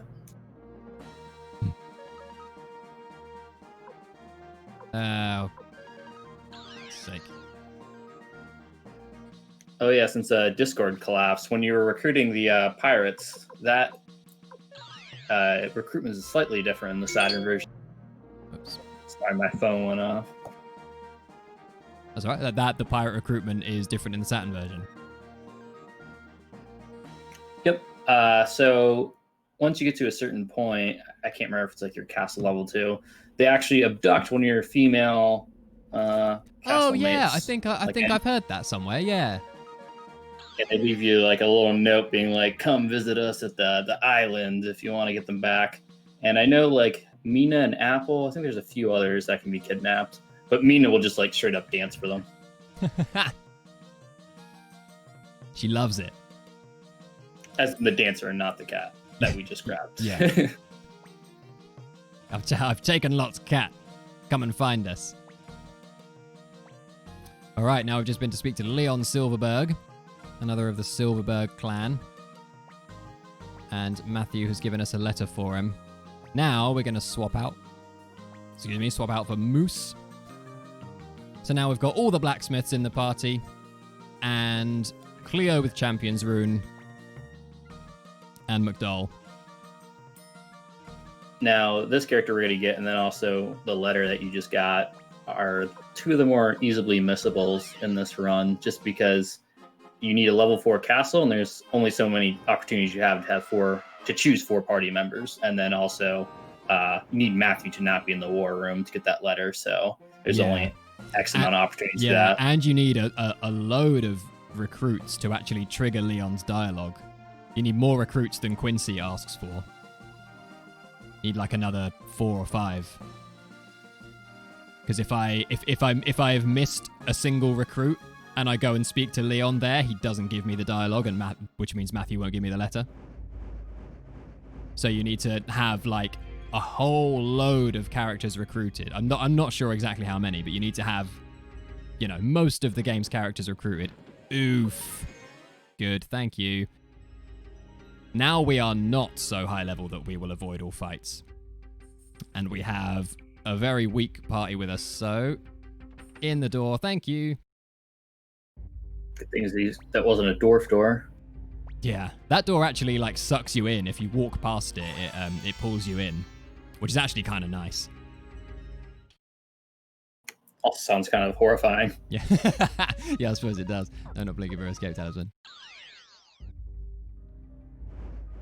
So yeah, Leon is, I don't think I would have had any hope of recruiting Leon without a strategy guide, without, Yeah, in the other Suikoden games, they have like detectives that you can recruit that'll give you hints and stuff. But in Suikoden 1, I think the closest you have would be the gossip lady, but she doesn't give you any clues or hints to characters. Does she not? Nah, she just tells you like the state of the union type deal.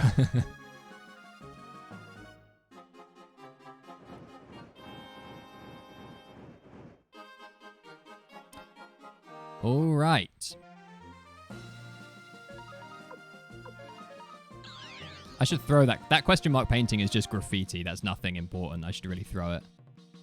Next time I need to open the menu, I probably will. Gonna go and safety save right here because we're about to head to one of the scariest dungeons in the game. I stay every time. I can't do these safety saves without accidentally staying. And you're spending those 90 bits. Yeah. Those bits don't grow on trees. Ooh, that was a bit risky. I saved over the... I knew that save I had in Warrior's Village, I knew was safe because it was right before Marco, and Marco's a safe RNG reset, even when loaded from a save. The war fights are RNG resets, which is why I've saved it right here, because we're right before a war fight. But the kicker is that if you have loaded this game from a save file, the war fights will often reset the game to a different RNG value, meaning that you have to have strats for that.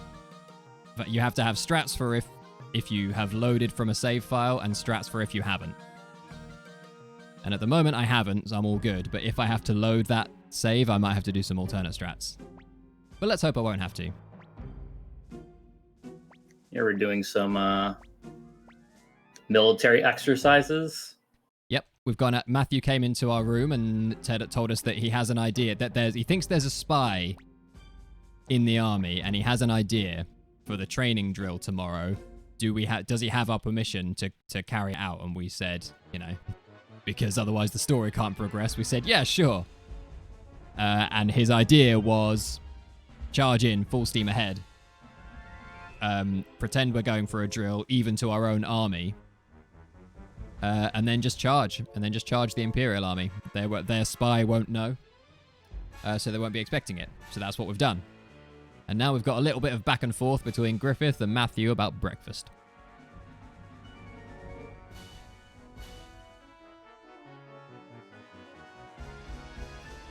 Now, was it you that said that you can kind of tell what they're doing depending on the little formation there? Like, Yeah. there's only a few amount of troops. That was interesting. Yeah, so this war fight resets you to a consistent RNG value.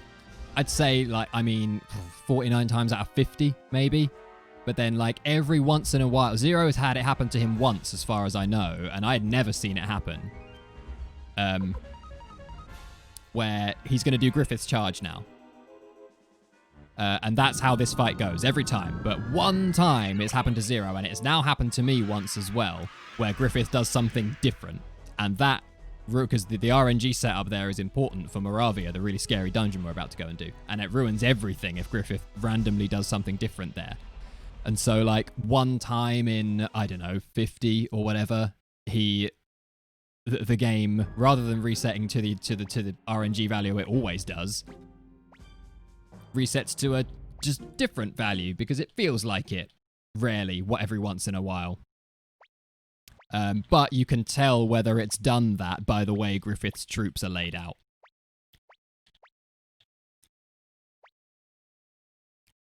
So yeah, now we're going north. North seems to be a common theme. Yeah. North to the Dwarf Fort, north for Victor. Yep. We're pushing further north still to the Castle of Moravia. Which has... I have a very precarious strategy for this. You'll notice I only have Kryn and Kasumi in my party. Oops. Get round the corner. Not by choice. Well, it is by choice that I only have them in my party. There's a party selection menu right before this, and that party selection menu I know has killed a lot of Zero's runs and killed a lot of runs in general, because RNG is advancing during that party selection menu super rapidly, so you have to make your choices very precise in order to land in the right place for this dungeon. So are you unsure what RNG seed you're in until you get your first encounter? No, I know where I am. There are some dungeons where that's the case, but we're straight off the back of a war fight, which is a predictable RNG reset, so we know exactly where we are. But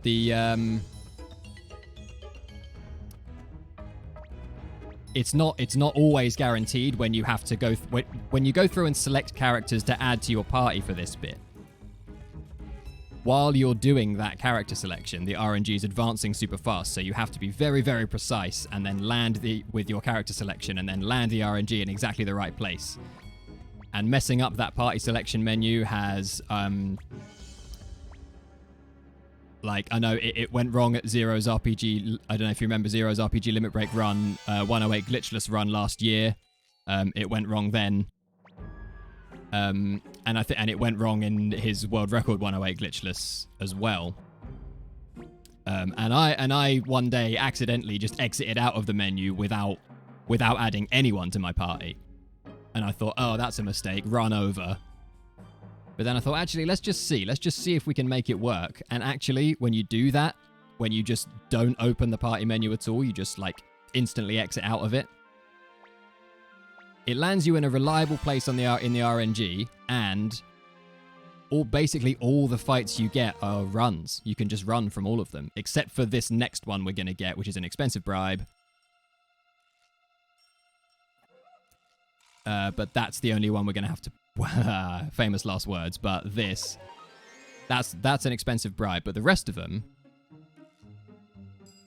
with one other small exception, we can just run from. It actually puts you in a really nice place in the RNG for being able to run from battles. But if anything goes wrong, if any small thing goes wrong, then we are off the rails and alone, naked in the dark, with only Kryn and Kasumi for company. And that is not a fun place to be. I have had runs die there. And it is, no es bueno. God, again, I just had a heart attack at the word bribe popping up there. Oh, okay. I thought you were talking about it in the standard dialogue, not I did, that as well. I'm not at the end of battle. but when I'm running from battles, it says Bribe and his party ran away. But the fact that I'm seeing the word bribe when I selected run is like just messing with my head. I'm going to check speed here. Okay, good. Now this... We do... And we can't use an escape talisman here? Or? No. I know Necklord's castle is turned off as well. Yeah. No, you can't use an escape talisman here. Because Kryn comes equipped with an escape talisman that has like a -1 charge, which like rolls it up to the maximum amount of charges, as long as you don't take it off him. Yeah. Stallion does as well. And you actually can. I have taken Stallions off of him, and I have it now. Ah, so does it actually keep its... I was told that it loses its quality. No, it's there. It's right there. It's that I've already used it like twice. Oh, okay. Maybe it was if you put it in your vault or something and then took it back out, or maybe it's still the same. Yeah, don't know, but yeah, you can definitely take it off and give it to another character. So yeah, Kryn and Kasumi we had to bring here because this was supposed to be like a stealth mission, and Kryn's he's got a rope, and Kasumi's a ninja. Shamel said you can't store it, but you can move it. Yeah. I'm gonna blinking mirror here. It's a little bit wimpy, but I've had a run die where I've successfully got out of Moravia, and then hit a fight between Moravia and Northern Checkpoint here to recruit. Oh, sometimes it doesn't trigger it. Go back in. So we need to go to Northern Checkpoint here to trigger this to recruit these guys, and it's right next to Moravia. But I have had a really horrible fight that I couldn't escape from pop up on that walk before, and it's killed me, and I got very salty. So I'm not going to risk it. I just teleported. Don Quixote and his squire Sancho. Yes, indeed.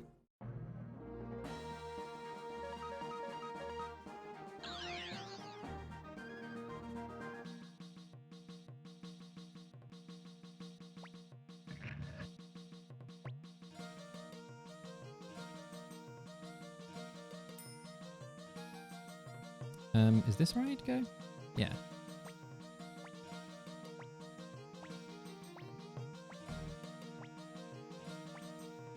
So now there's just one place that is between us and Gregminster. Yes.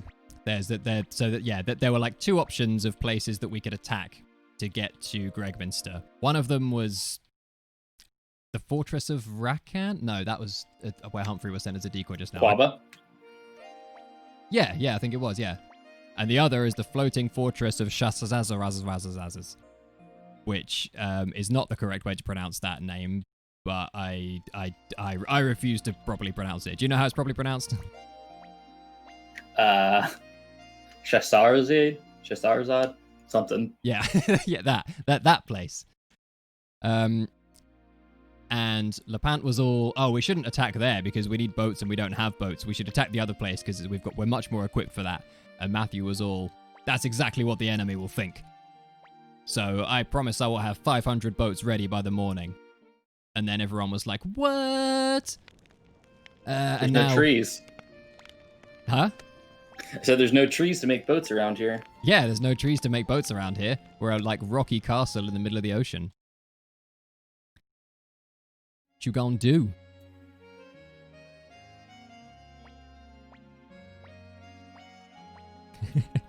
Charizard. Yeah, I think that's the right pronunciation.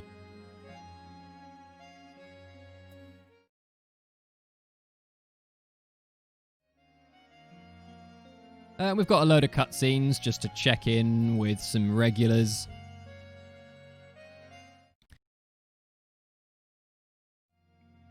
Just hit home a little bit that this castle has, become home to some people. Some relationships have been forged.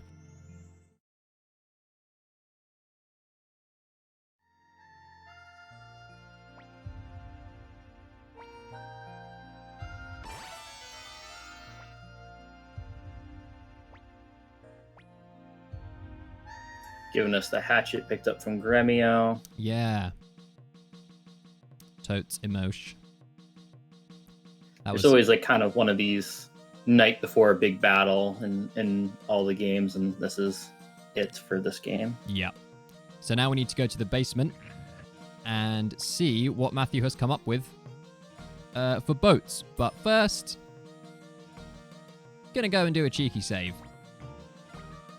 So since we passed the Warriors Village room, I'm not sure if it was mentioned, but Flick is also from the Warriors Village. Might be included on that just because he takes the custom of naming the sword after his lover. Yeah, oh yeah, I always, I know that when Hicks names his sword Tengar, I think, oh yeah, like Flick does with Odessa, but I never sort of clicked that might be like a village custom. Yeah, you can actually talk to one NPC that will mention something about Flick, and if you actually bring Flick with him, he changes the dialogue slightly. Cool. All right, now this war fight. This damn war fight. So, you may have heard me say, I'm going to talk a little more about RNG now. Sorry if anyone finds that boring, but these war fights reset the RNG value so you can predict what's going to happen after them reliably. This one is the exception. This one has a range of about 32 different values it can reset to. So, we have to have strategies in place for each of those 32 values it can reset to, and we have to have a way of knowing which of those 32 values we're even on. So the way we do that is we go, we do dragons first. This doesn't tell us anything, but it just makes sense to do first. Then now we're going to charge. And the number, based on the move that Sonya does, we've got a Sonya's charge, and the number of troops that we lose, the numbers that pop up here, I have a little chart here, 2881, 3479. 2881, 3479. Okay, so up to charge. And then magic.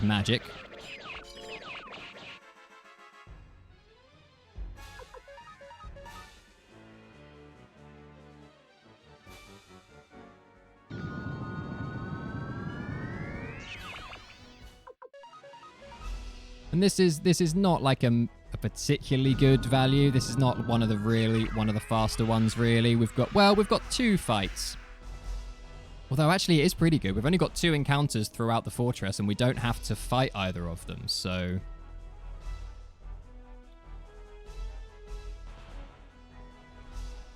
oh, actually I need to check how much money we've got, because I might have to do an alternate strat if we don't. Nah, we've got plenty of money. It's fine. This entire region that's kind of between like here and where Greg Minster is, where like you have that bridge go over to Mount Tiger Wolf, is all a man-made canal that join that sea where the Magician's Isle connected to Lake Torren.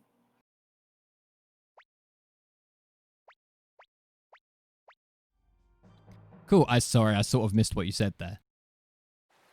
Yeah, no problem. I was just saying this is all like a man-made canal in the lore. That was connecting the sort of like lake that Magician's Isle is to where your castle is. Oh, nice.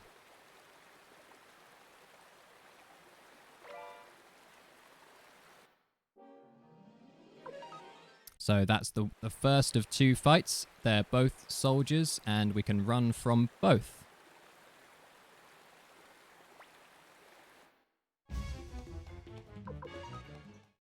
Now this is a weird boss fight. Yeah.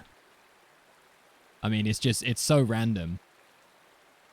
Also, something that I have mentioned on stream a couple of times. Our choice of like way to destroy this fortress is a fortress that is made entirely of stone and that has water running through it. Our choice for like how do we destroy this fortress is fire. Pour oil on it and set it on fire. A stone fortress with water running through it. I just like, huh? Where's the what? You know? We went from fire spears to fire fortress. Yeah, we just love burning stuff with fire. We're just absolute pyros. And Sonya confronts us on it here. The all-consuming flame. Is this your answer to everything? You know what? I think she's right. Maybe it is. I mean, it's pretty appropriate considering Victor's just standing right there. I mean, he started it. Yeah. Yeah, back he in loves, Rockland. yeah, in Rockland as well, yeah. He gave us the idea.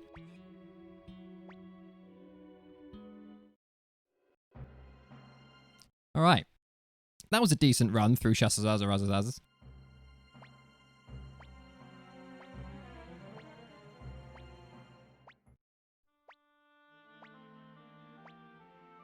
So Matthew's been wounded, Yeah. and the charges obviously kind of went off a little earlier than expected for us since we were still inside. Yeah, they all went off while we were still inside. And look who's to blame. Look who the rat is. Must be Humphrey, because that's who McDowell and Victor are looking at. Yeah. Yeah, McDowell and Victor are still like, what's happening?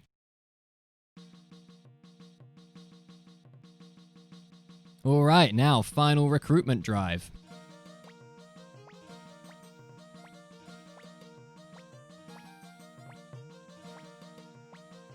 Yep. In order to get the 108 star ending, you have to have all 108 before you progress the plot any further. Indeed. And we still have a few to go and collect.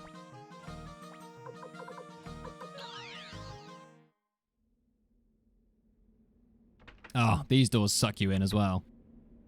You have to give them a bit of a wide berth or they pull you in.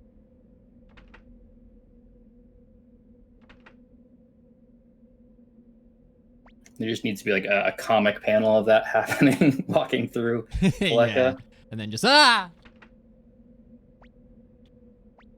So this ghost town, they reference it a little bit in the game. Humphrey served here. Well, didn't serve here. There was a battle here, and Humphrey was a part of it. So was Matthew, actually. That's why he didn't want to be part of war at the start. Because I believe saw... Humphrey and Matthew were on opposing sides. I I think that's what Humphrey and his little cutscene is about. He was like, I was one of the generals fighting. I don't know, maybe I might have that wrong though, to be fair. It's been ages since I've actually read it. I was under the impression they're on the same side, because I think they were fighting against Gale Rugner, who was Barbarossa's uncle. And they were vying for the crown because Barbarossa's father died, so there was a, power vacuum. All right, yeah, you know a lot more about it than I do.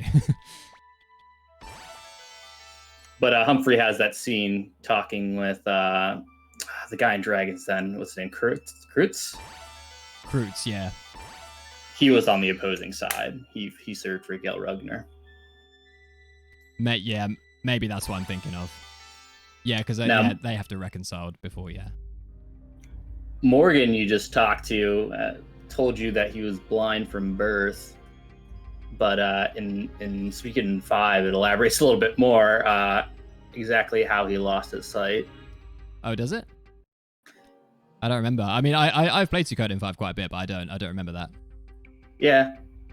I mean, most people, it's in the dialogue, so it's not really like a super big spoiler, because probably a lot of people would miss it. But he was a gladiator in Felena, and, he was really good.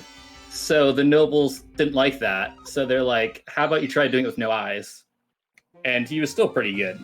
Oof. But so he got his eyes taken.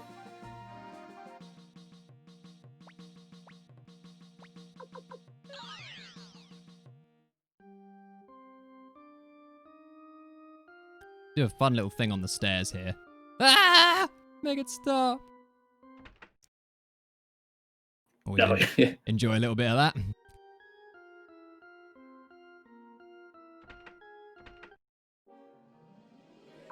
Now I wonder how many fights we're going to get. I think like average to sort of decent is 3 for the full run up and down. So here we also can't use an escape talisman. They programmed it so certain areas, certain dungeons can't use them. Yes, indeed. But we have the Champion's Crystal, so we really will only see that one encounter you saw with lots of enemies. Yeah, that's the only enemy group we will see, but how many times we'll see them is really... I'm not tracking RNG at this point, so I really have no idea. Like I said, three times for the full run up and down is like average, so that's 2.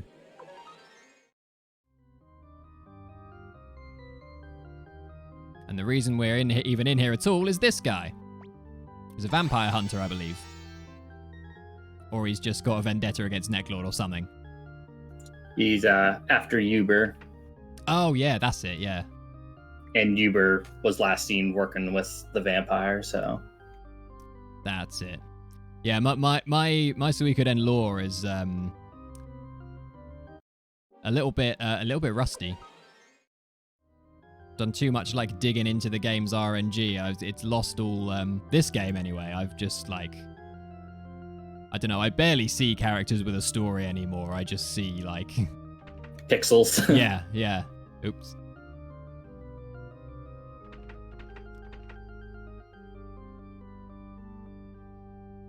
Which is why I might have a go at speedrunning too, but I'm not sure how much of the rest of the series I'm going to branch out into, because I don't want my my love for it to be just worn away, you know, by looking at it too hard. All right, and now there's just one location left. First try? Anyone? Anyone first try? Ah.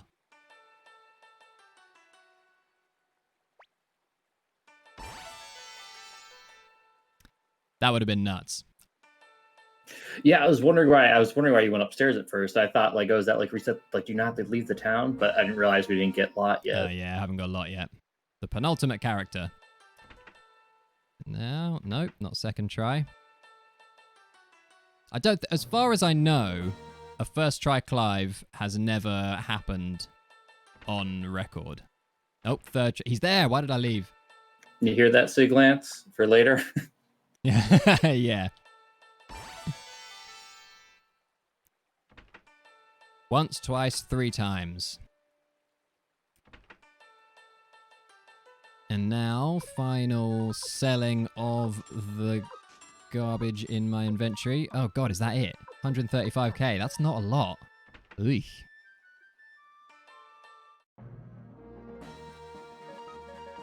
Those like 180 bits we gave to Maria, really. Yeah, they're really feeling it. Yeah. Alright, I'm going to go and save with Marie before I trigger the final cutscene where we find out if I successfully got all 108 stars or not.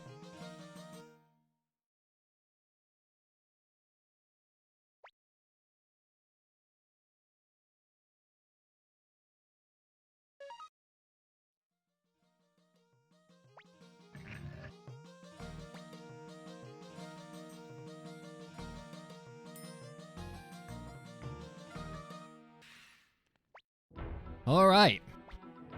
It's all beginning to draw to a close.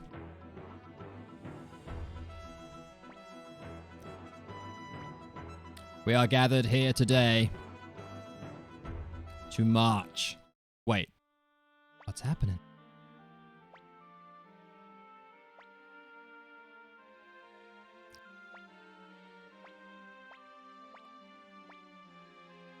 She said that all 108, but Victor says we only have 107.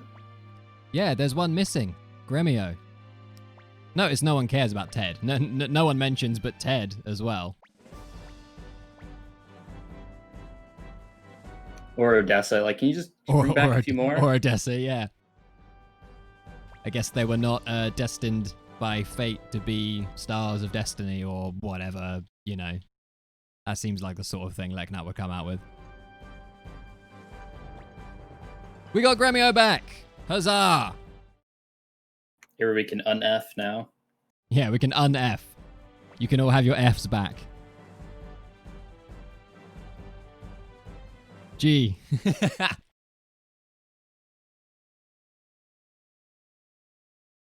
Yeah, I'm not gonna walk downstairs and save again. That's dumb.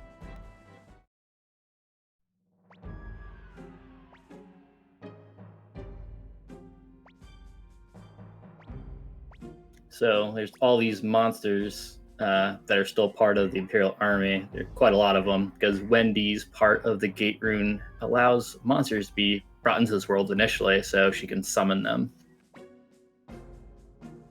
And Leknat is trying her best to use the other half of the Gate Rune that she has to unsummon them And like she's like, I don't have enough power. And then McDowell's like, oh, I'll use my soul energy. Like, no, you can't use that. So then Joshua comes in, who's got the true dragon rune, and lends his power to her to vanquish the rest of them. Indeed.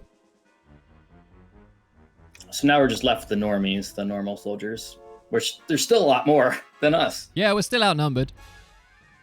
Also, like Yuba, like fiend Yuba, right? Like demon beyond like imagining gives us this threat, like I'll kill you all. And who do we nominate to like retort? Kurumimi. He says, no way. Woof. Good one. Could we not have picked anyone better?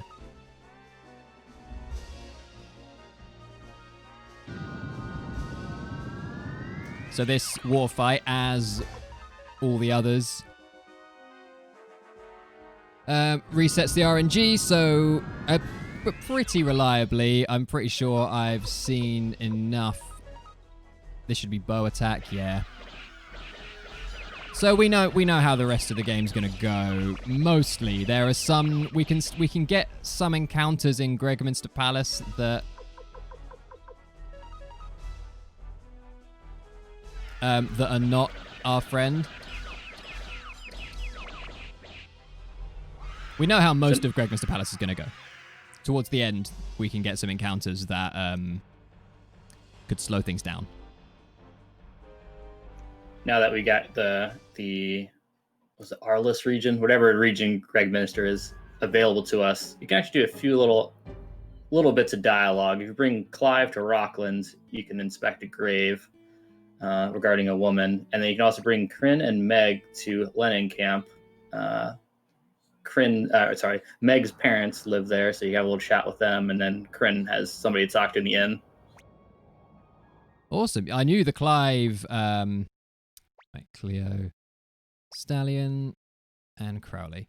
I knew the Clive thing with the grave. I think I've done that before. I didn't know about the, someone mentioned that again. I think it might have been SRD on my stream the other day. Mentioned about the Meg and Kryn thing. But I've never done it, but I didn't know about it.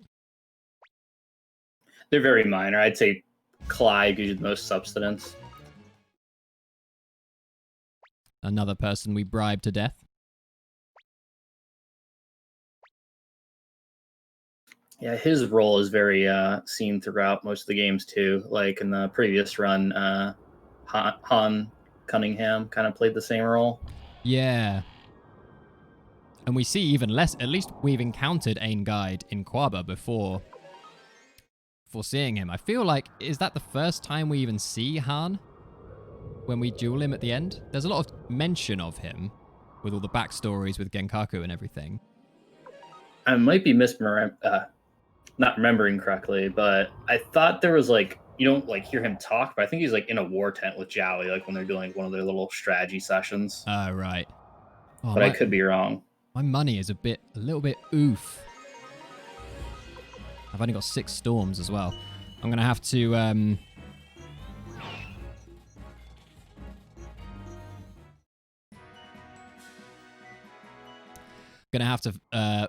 fight more of these fights than I would like. My money is not great for this stage of the game. Not sure how that's happened, but here we are. I think we should need to rename the run to like 108 stars bribe or just bribe category because everybody seems very bribe percent. Yeah. So as long as you I'll do it again in a second just for anyone who is a little confused about how I've been bribing various fights. But you on fights that you shouldn't be able to bribe, you can, if you select bribe and then hit confirm quickly enough that the text that says you failed the bribe doesn't show. I have to fight this one. And you just saw from that previous encounter, you just got like 18,500 bits. I think for the final boss, it's 24,000. So it's not a whole lot of money at this juncture. No, but these soldier fights are expensive. Yeah, the actual normal encounters cost bank, but the bosses themselves, not so much. I'm going to have to use like 3 Shining Winds, I think, which is annoying.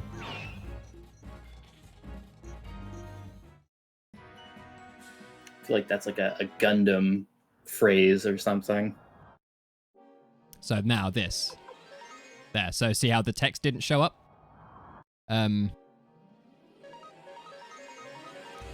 If you hit bribe and then hit X again real quick so that the text in the little box doesn't show up, it just lets you escape from the fight, as long as you have enough money to actually pay the bribe fee, which, as John said, for the bosses is actually less than you might think, because you're not supposed to be able to bribe them. Not entirely sure why. Something to do with underflow, overflow, maybe, I don't know. But that was it. Shining Finger was what I thought. Like, what was I thinking of?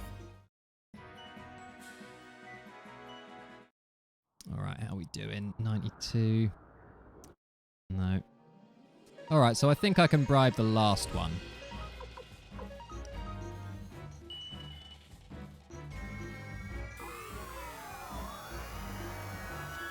So 72k I need to bribe the last fight. Plus another like 30. So I need, as long as I've got at least like 104-ish. Yeah. Okay, I'm going to bribe the last fight. Oh, run, please. Thank you. This is the bit where we're no longer RNG manip for like the random encounters. So here we can potentially get a fight. Nope, good. So we're blindish in this area? Yeah. And same with the run on the way out. RNG is actually advancing every frame in the run on the way out because of the screen shaking. So there's no real way you can like manip what fights you're going to get on the way out. All right, here we go. What is the word that the world record is 3 hours 27 minutes and 11 seconds.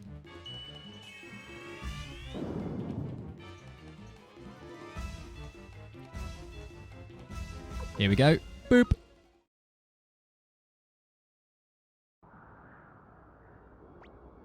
And we did it. Hooray! Make bribes, not war. Throw enough money at your problems and they'll all just move out of your way. How do you get money, you ask? Just walk around in the landscape, slaughtering critters. That's what I've learned from JRPGs.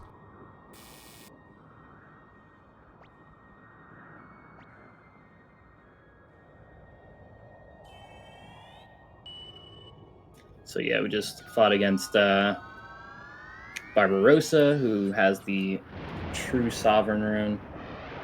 Well, it's just called the Sovereign Rune.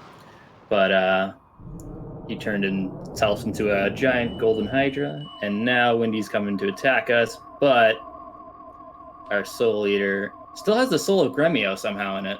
Yeah, and we still have Black Shadow, the spell that his soul gave us, so I mean, is Gremio just walking around with no soul? That's a little bit... Ugh. Poor guy.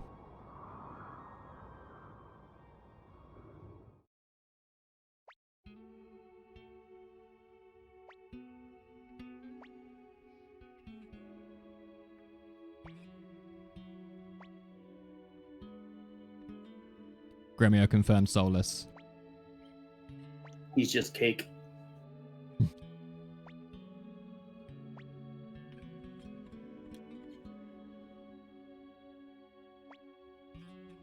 And so...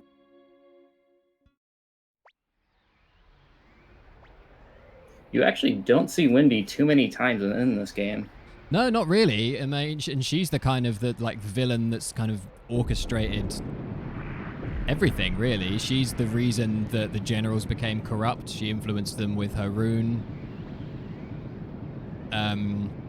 Which is kind of the reason, you know, and all the corrupt generals and people being generally evil was kind of the reason that the Liberation Army existed in the first place, I guess.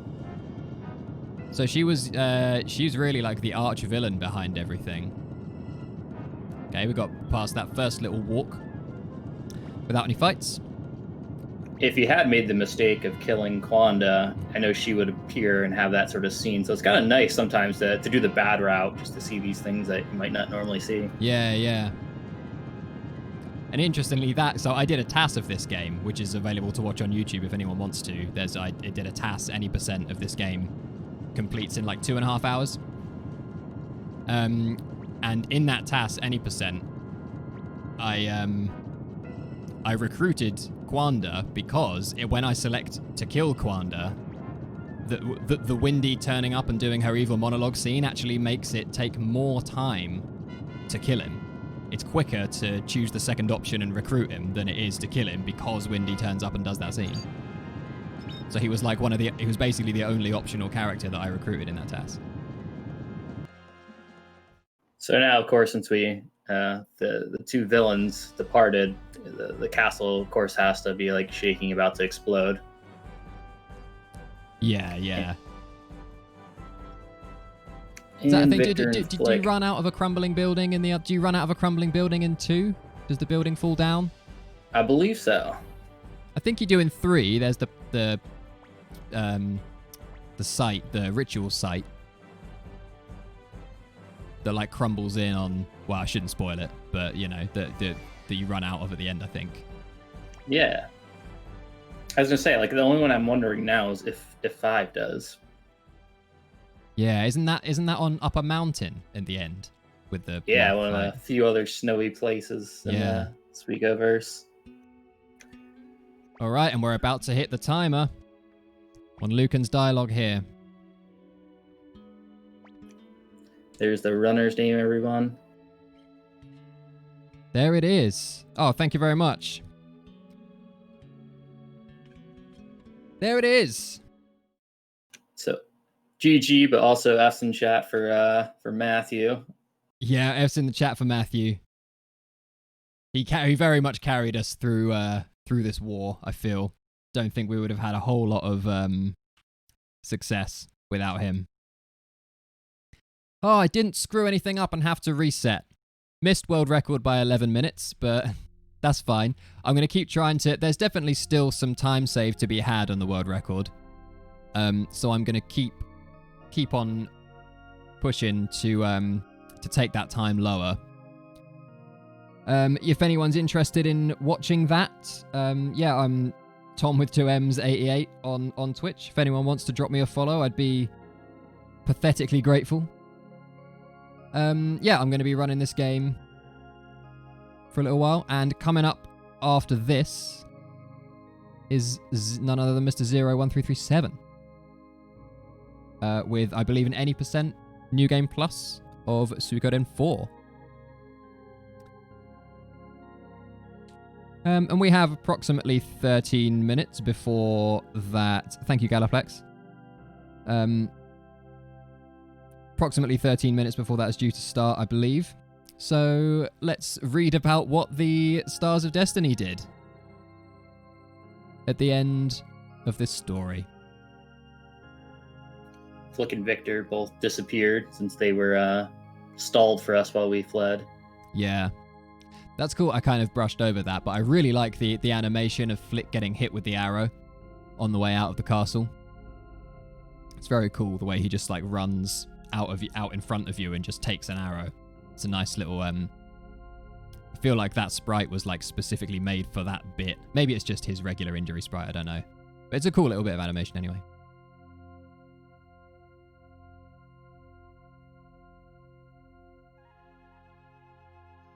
Yeah, 4's speedrun, for everybody talking in chat saying that they haven't really seen any speedruns. 4's is actually pretty comparable to Suikoden 1 in its briefness. 4 is like the shortest game. Is it the shortest? Is 4 any percent shorter than 1 any percent? It's close, I think. I don't know how much there is in it. Yeah, the estimate has it 40-minute difference, 3 hours for any percent New Game Plus for 4, whereas it's 3 hours and 40 minutes for any percent glitchless on Suikoden 1. Oh, yeah, Zero's just said, 4 New Game Plus, any percent shortest main game.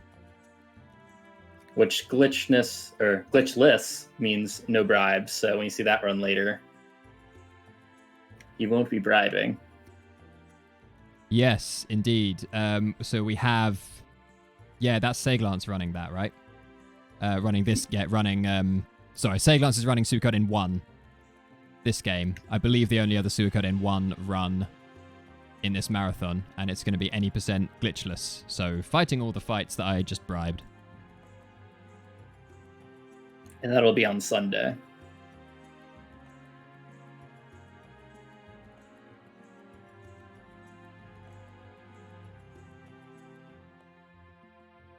Are we going to see Miso Soup and Funky Monkey? In the did you not see the credits after the Stars Destiny? Oh, what are there funky names? Yeah, a few of them. There's, I think, I'm not sure what the studio name, but it's called Funky Monkey, and then I think somebody chose like Miso Soup as their credit.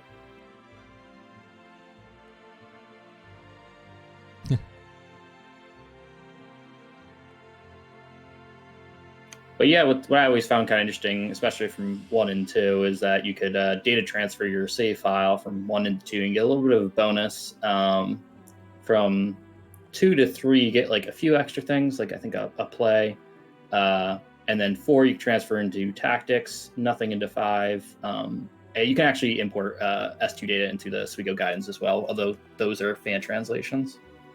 Ah, cool. Yeah, I've never done the 2 to 3 one. It was because back when I was, playing these games casually, it was on a PS2 with discs. And I actually had to, because 3 was not released in PAL regions, so I bought an NTSC version before I even knew what that meant, and was super disappointed when my PS2 couldn't play it. So I had to buy like a little swap disc thing to Swap magic. Yeah. And like take the shell off the PlayStation, off the PS2 to make it run. And I don't know how. I feel like there was some sort of trickery you had to do to like transfer the save over from a PS1 memory card to a PS2 memory card.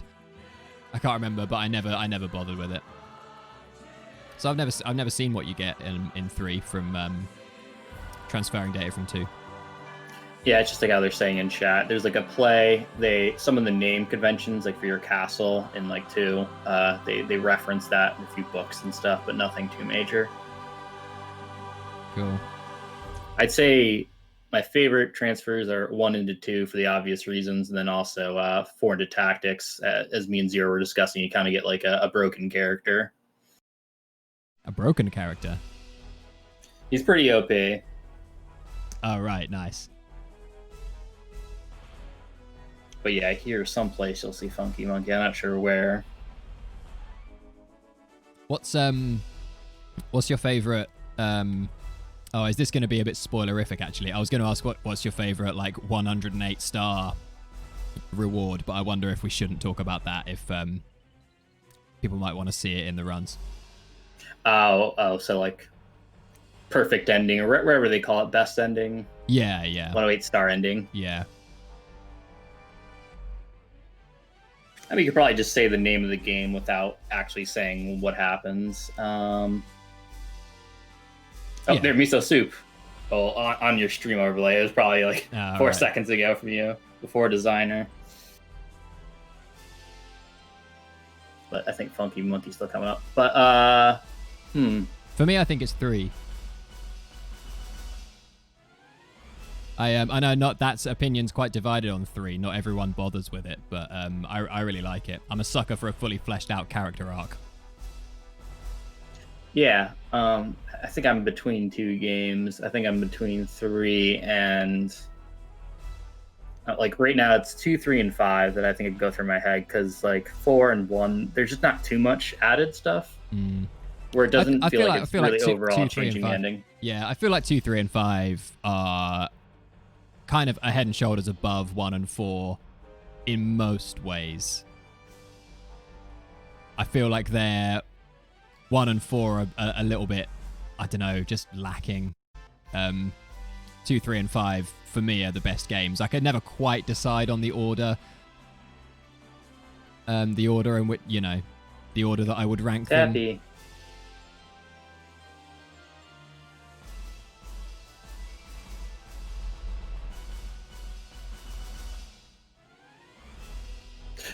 Yeah, when you were saying orders, it's like that can of worms. Like, oh, yeah, everybody's got, everybody has their what they rank. Yeah. Do you know what, Mr. Scruff Ninja Tuna, a fantastic screen name by the way. I think I probably agree with that order. 2, 5, 3, 1, 4.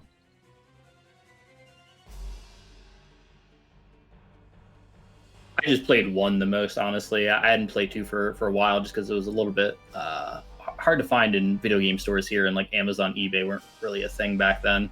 So I probably played 1 about 8 times. Yeah.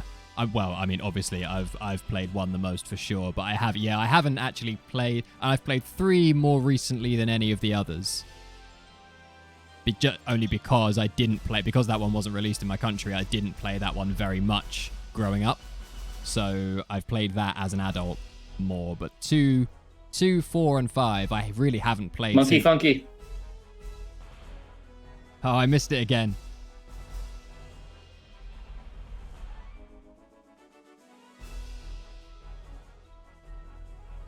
Oh, well. Anyway. How much longer are the credits? Oh, we're nearly at the end of the credits, I think. We got 4 minutes before we transfer over to Zero. Or we'll transfer over to him maybe a little couple of minutes before 1:30. But we'll get the... Here we go. Hey, the 2 of them together. And then the little postcard ending.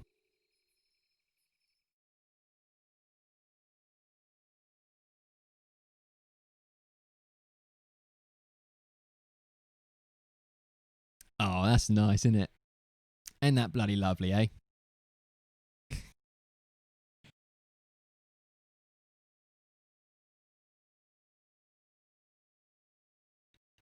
But one thing I always just liked about the series in general, that's usually why I don't go into rankings too much, is I just like how all the worlds are connected. It's not really like Final Fantasy where most of the games are separate worlds. The spin-offs are Suikoden, sure, but the main series, they're all one interconnected story. Yeah, I really like that as well. And there's lots of little Easter eggs referencing the other games, but also they all really work as standalone games. I think they strike that balance quite well of referencing each other, but not so much that they don't work as standalone games.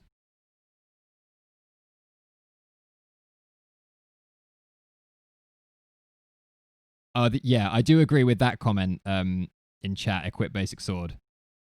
4 does feel a little disconnected because it's 150 years before the others. Why you got tactics to connect you a little bit. Yeah, I never finished Tactics.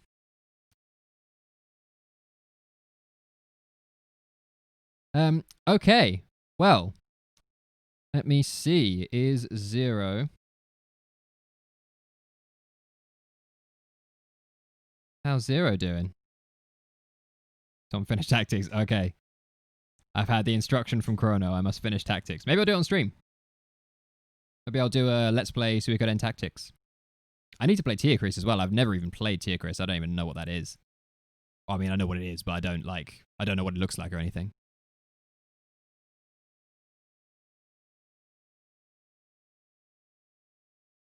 Okay, Zero said he should be good to go. Tearcrease is blasphemy. Okay, cool. Well, in that case, I think I will end the stream here then. Thank you so much for sticking around, everyone. I'm super pleased that I didn't screw it up and have to restart or load from a save.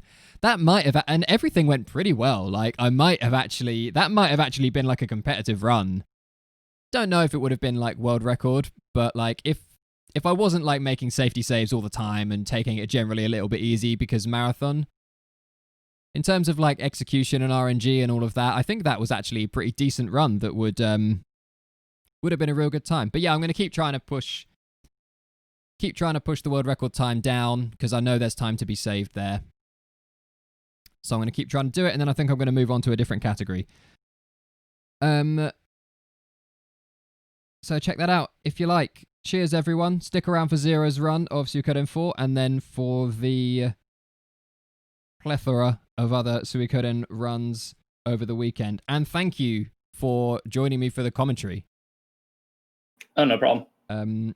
It's been great to have someone to, bounce off and keep the story going kind of thing. Yeah. So thanks for that. Yeah, Tom Suikoden 1 world record takeover. That's what I'm going for. I want to get a time I'm happy with. I have the current world record in this category. I want to keep pushing it down, get a time I'm happy with, and then I want one of Zero's records. I'm coming for one of them. I can't decide which one I'm going to go for, but I want to come for one of them. Anyway, that's enough from me. Going to end the stream here. Thank you so much, everyone. Stick around for the rest of the weekend. It's going to be great. Cheers.